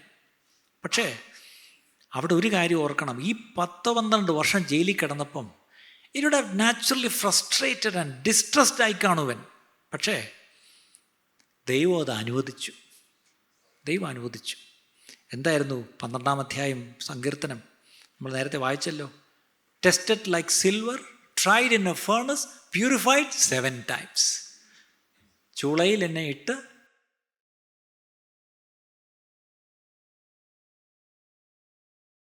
അങ്ങനെയാണെങ്കിൽ every man and every woman of God endured a fiery trial as a result of hearing instructions from God. ദൈവത്തിൽ നിന്ന് നിങ്ങൾക്കൊരു വചനം കിട്ടിയിട്ടുണ്ടെങ്കിൽ, ദൈവത്തിൽ നിന്ന് നിങ്ങൾക്കൊരു വാഗ്ദത്തം കിട്ടിയിട്ടുണ്ടെങ്കിൽ, ദൈവത്തിൽ നിന്നൊരു ദൂത് കിട്ടിയിട്ടുണ്ടെങ്കിൽ, ഈ ഒരു തീച്ചൂളയെ കൂടെ പോയാലേ ആ വചനം നിറവേർത്തുള്ളൂ.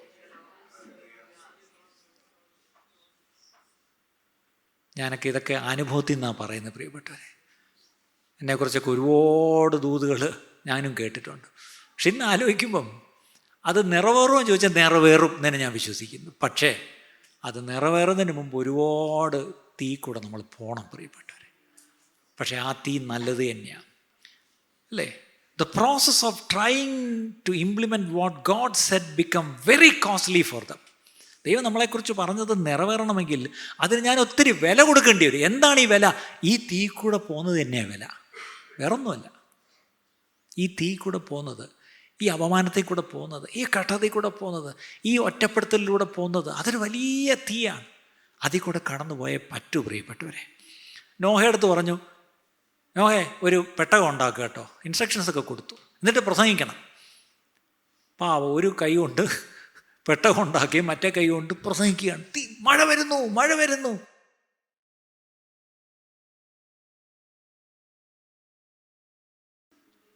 എത്ര വർഷം പ്രസംഗിച്ചു, അല്ലേ?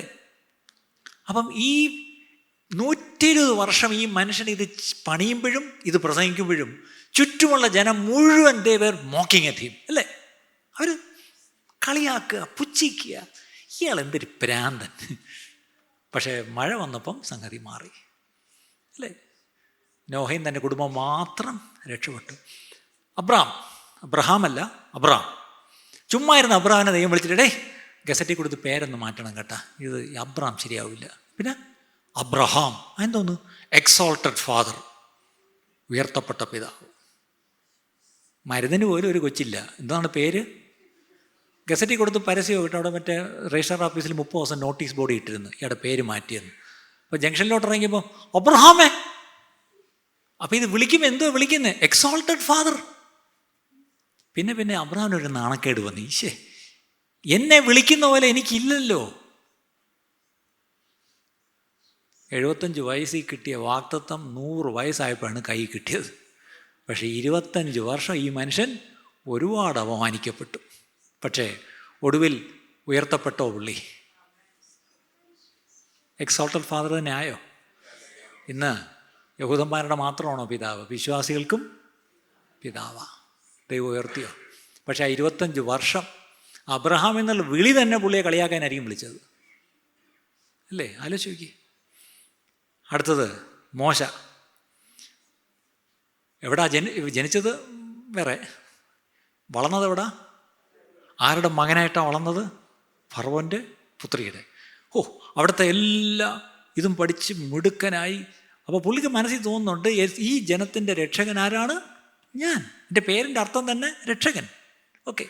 പക്ഷെ എന്ത് ചെയ്തു? ചാടിക്കേറി അങ്ങ് രക്ഷിക്കാൻ പോയി. ഒരു ഓട്ടം ഓടി. 40 വർഷം പിന്നെ പൊടി പോലും കണ്ടിട്ടില്ല. 40 വർഷം കഴിഞ്ഞ് തിരിച്ച് വന്നപ്പോഴത്തേക്ക് ആളങ്ങ് പരുവായി. ദൈവം നല്ല പദപ്പെടുത്തിയെടുത്തു, ഇല്ലേ? ഈ റോ ആയിട്ടുള്ള നമ്മളെ ദൈവം നല്ല റബ്ബ് ചെയ്ത് മിനുസപ്പെടുത്തി നല്ല പരുവാക്കിയെടുക്കും.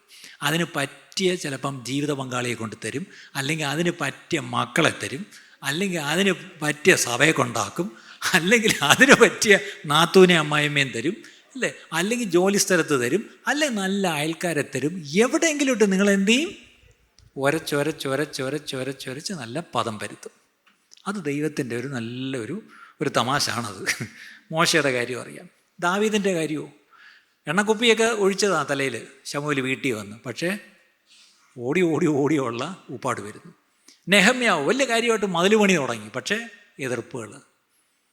യെരമ്യാവിൻ്റെ കാര്യം, യോഹന്നാൻ സ്നാപകൻ്റെ കാര്യം, ഈവൻ പൗലോസിൻ്റെ കാര്യം, ഇവരുടെ എല്ലാം വിഷയം, അവരുടെ എല്ലാം faith was put to severe test. അവരുടെ എല്ലാം വിശ്വാസം അതികഠിനമായ പരിശോധനയിലൂടെ കടത്തിവിട്ടു. എന്തൊക്കെയായിരുന്നു? അഡ്വേഴ്സിറ്റി. പൗലോസ് എടുത്ത് പറയാ, സകലവും എനിക്ക് പ്രതികൂലം തന്നെ. എല്ലാവരും എന്നെ വിട്ടുപോയി, ആരും എൻ്റെ കൂടെ ഇല്ല. മോനെ, നീ വരുമ്പോൾ തണുപ്പ് വരുന്നടാ കുട്ടാ, ആ പുതപ്പെടുത്തോണ്ട് വരണേ. ഇതിന് വായിക്കാനുള്ള ആ പുസ്തകം കൂടെ. പൗലോസിന് അവസാനം ഉണ്ടായിരുന്ന എന്തുവാ? ഒരു കമ്പിളി പുതപ്പും വായിക്കാനുള്ളൊരു ചുരുളും. ഇത്രയേ ഉള്ളൂ. ഇന്നത്തെ പൗലോസുമാർക്കോ? ഞാനൊരു കമ്പിളിയും കൊണ്ടാണ് അവിടെ നിൽക്കുന്നത്. ഇതാണ് പ്രശ്നം. ഒരു കമ്പിളിയും ഒരു പുസ്തകവും മാത്രമുള്ള മനുഷ്യൻ പറഞ്ഞു, ഞാൻ എൻ്റെ ഓട്ടം ഓടി തീർത്തു, വിശ്വാസം കാത്തു. ഇന്ന് എത്ര പൗലോസുമാർക്ക് ഇത് പറയാൻ പറ്റുന്നുണ്ട്? അഡ്വേഴ്സിറ്റി, ഇതാണ് ഒന്ന്. 2, മിസ്അണ്ടർസ്റ്റാൻഡിങ്. അതാണ് വേറൊരു വലിയ കഷ്ടത. എന്താണ്? തെറ്റിദ്ധരിക്കപ്പെടുക. അതിൻ്റെ വേദനയിലൂടെ ആരെങ്കിലും കടന്നു പോയിട്ടുണ്ടോ? തെറ്റിദ്ധരിക്കപ്പെടുക, അല്ലേ? സംശയിക്കപ്പെടുക, തെറ്റിദ്ധരിക്കപ്പെടുക. And great trials of affliction, വലിയ കഷ്ടത്തിൽ കൂടെയൊക്കെ പോകുന്നത്. അവിടെയാണ് പൗലോസ് ഒരു വെളിപ്പാട് പറയുന്നുണ്ട്. 2 തിമോത്തിയോസ് 2:11-12. 2 തിമോത്തിയോസ് 2:11-12. നാം അവനോടുകൂടെ മരിച്ചുവെങ്കിൽ കൂടെ ജീവിക്കും, സഹിക്കുന്നുവെങ്കിൽ കൂടെ മതി. നാം അവനോടുകൂടെ മരിച്ചുവെങ്കിൽ കൂടെ ജീവിക്കും, സഹിക്കുന്നുവെങ്കിൽ നമുക്ക് ആരുടെ കൂടെ ജീവിക്കണം? കർത്താവിൻ്റെ കൂടെ ജീവിക്കണം. പക്ഷേ കൂടെ ജീവിക്കണമെങ്കിൽ എന്ത് ചെയ്യണം? അതെന്നാലും ഒരു ദിവസം മരിക്കുമല്ലോ പാഷറേ. ആ മരണമല്ല, ഓരോ ദിവസവും ഞാൻ ഈ ഭൂമി ജീവിക്കുമ്പം ഞാനീ പറഞ്ഞ പോലെ മരിച്ച് ജീവിക്കണം. അതാണ് കാര്യം. ഇനി അടുത്തത്, സഹിക്കുന്നുവെങ്കിൽ എന്ത് സഹിക്കണം? കഷ്ടം സഹിക്കുന്നുവെങ്കിൽ ഞാൻ കൂടെ വാഴും. കർത്താവിൻ്റെ കൂടെ ജീവിക്കണം, കർത്താവിൻ്റെ കൂടെ വാഴണം എന്ന് ആഗ്രഹിക്കുന്ന എത്ര പേരുണ്ട്? അങ്ങനെ ഈ 2 കാര്യം ചെയ്യണം. ഒന്നെന്ത് ചെയ്യണം? അങ്ങ് മരിക്കണം, അടുത്തത് സഹിക്കണം. നമ്മളെ കൊണ്ട് ഇത് രണ്ടും പറ്റത്തില്ല. മരിക്കാൻ വയ്യ, പിന്നെ സഹിക്കാനാ പള്ളി പറഞ്ഞാൽ മതി. പള്ളി തന്നെ ഇപ്പം പറയുന്നത് സഹിക്കണം, സഹിച്ചെങ്കിലേ പറ്റൂ അല്ലേ? സഹിച്ചെങ്കിൽ മാത്രമേ പറ്റത്തുള്ളൂ. അവിടെ പൗലോസിൻ്റെയൊക്കെ ജീവിതം നോക്കുമ്പം എത്ര നല്ല മാതൃകളാണ് പ്രിയപ്പെട്ടവരെ പൗലോസിൻ്റെ ജീവിതം. പൗലോസിനെ പറ്റി പറഞ്ഞ വോള്യൂംസ്.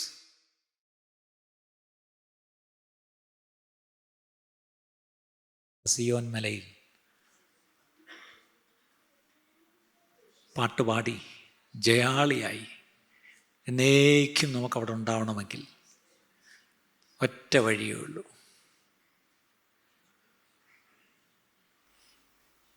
നമുക്കവിടെ ഇരുന്നുകൊണ്ട് കുഞ്ഞാടേ വാഴ്ത്തുക അവൻ ജീവൻ നൽകി വീണ്ടെടുത്തല്ലോ, ആ പാട്ട് പാടാനാണ് ഇഷ്ടം. ഇനി നമ്മുടെ പാട്ടൊന്ന് മാറട്ടെ പ്രിയപ്പെട്ടവരെ, ആ പാട്ടൊന്ന് മാറട്ടെ. കുഞ്ഞാടിൻ്റെ കൂടെ ഗമിക്കും അവർ പാടും, മോദത്താൽ പാടും. എന്താണ് പാടുന്നത്? സിയോൻ മലയിൽ സീമയറ്റാനന്ദം എന്തിന് ലഭിക്കുമോ എൻ പ്രാണനാഥ. തേടി വന്നോ ദോഷിയാമേ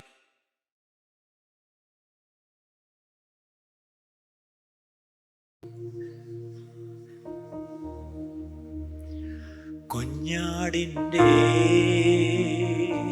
കൂടെ വീഴ്ചവർ ആടുമേ മോദാ. കുഞ്ഞാടിൻ്റെ കൂടെ വീഴ്ചവർ ആടുമേ മോദാ. സിയോൻ മലയിൽ സീമയറ്റാനന്ദം, സിയോൻ മലയിൽ സീമയറ്റാനന്ദം എന്നിനി ലഭിക്കുമോ മൽപ്രാണനാഥ. എന്നിനി ലഭിക്കുമോ മൽപ്രാണനാഥ. തേടി വന്നോ ദോഷിയാമെന്നെയും എന്നെയും നാഥ. തേടി വന്നോ ദോഷിയാമെന്നെയും എന്നെയും നാഥ. ഇത്രമാം സ്നേഹം ഉയിർ കൊടുത്തെനിക്കാൻ, ഇത്രമാം സ്നേഹം ഉയിർ കൊടുത്തെനിക്കാൻ. മന്നവർ നീപ്പാനെഴുതല്ല എനിക്ക്, മന്നവർ നീപ്പാനെ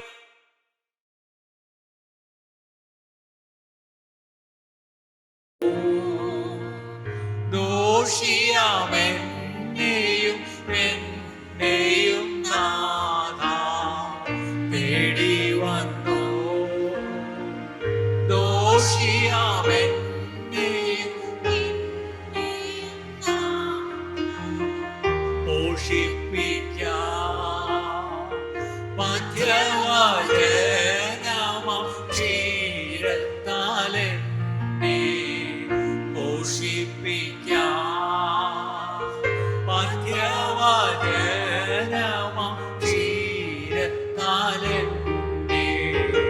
നിർമ്മല തോയം നിത്യം കുടിപ്പിച്ച്, നിർമ്മല തോയം നിത്യം കുടിപ്പിച്ച് പച്ചപ്പുൽശയ്യയിൽ കിടത്തിയിടുന്നോനേ.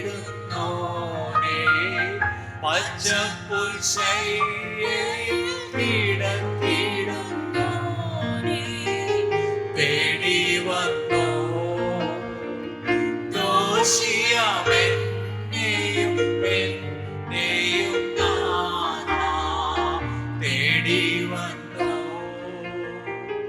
ദോഷിയാമെന്നെയും എന്നെയും നാഥ.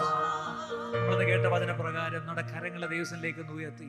ഇത്രമാം സ്നേഹം ഉയിർ കൊടുത്തെനിക്കായി എനിക്ക് ആ സ്നേഹം വർണ്ണിക്കാൻ കഴിയുന്നില്ലപ്പാ. അത്രയ്ക്ക് നീ എന്നെ സ്നേഹിച്ചതിൻ്റെ ഭാഗമായിട്ടാണ് നീ ചിലപ്പോഴെങ്കിലും എന്നെ ശിക്ഷിക്കുകയും ശാസിക്കുകയും തല്ലുകയും ഒക്കെ ചെയ്യുന്നത്. അല്ലാതെ എന്നോട് ഇഷ്ടമില്ലാഞ്ഞിട്ടല്ല, എന്നോട് ഇഷ്ടമുള്ളതുകൊണ്ട് എന്നെ ശാസിക്കുന്നത്. ഇത്രമാം സ്നേഹം ഉയിർ കൊടുത്തേനിക്കാം, ഇത്രമാം സ്നേഹം ഉയിർ കൊടുത്തേനിക്കാം. മന്നവവർണ്ണിപ്പാരെഴുതല്ല എനിക്ക്, മന്നവവർണ്ണിപ്പാരെഴുതല്ല എനിക്ക്. തേടി വന്നോ ദോഷിയമെന്നെയും എന്നെയും നാഥാ, തേടി വന്നോ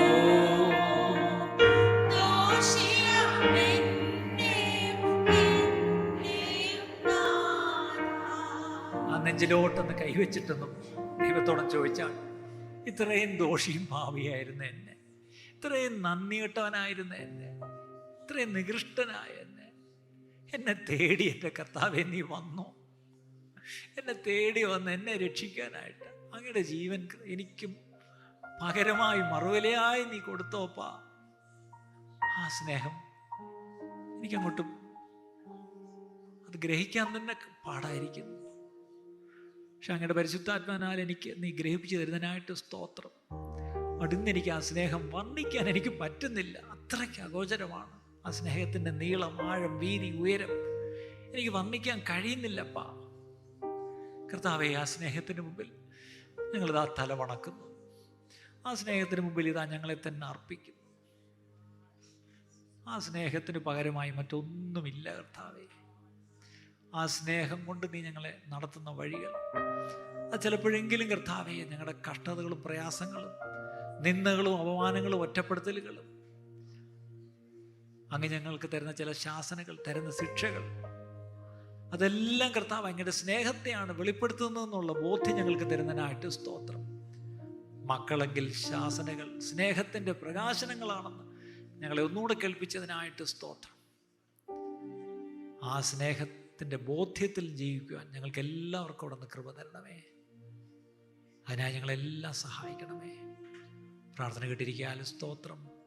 യേശു ക്രിസ്തുവിൻ്റെ നാമത്തിൽ തന്നെ പിതാവേ, ആമേൻ. ഇന്ന് കേട്ട ഈ സന്ദേശം തീർച്ചയായിട്ടും നിങ്ങൾക്ക് അനുഗ്രഹമായിരുന്നു ഞങ്ങൾ വിശ്വസിക്കുന്നു. ഒരുപക്ഷെ നിങ്ങൾ ഇതുവരെയും ഈ ചാനൽ സബ്സ്ക്രൈബ് ചെയ്തിട്ടില്ലെങ്കിൽ ദയവായി ഇപ്പം തന്നെ ഒന്ന് സബ്സ്ക്രൈബ് ചെയ്യുക. ഈ സന്ദേശം മറ്റു ചിലർ കൂടി ഒന്ന് ഫോർവേഡ് ചെയ്ത് കൊടുക്കുക. നിങ്ങൾക്കിത് അനുഗ്രഹമായിരുന്നെങ്കിൽ തീർച്ചയായിട്ടും അത് മറ്റുള്ളവർക്കും ഒരു അനുഗ്രഹമായി തീരുവാൻ അത് കാരണമായി തീരും. God bless you.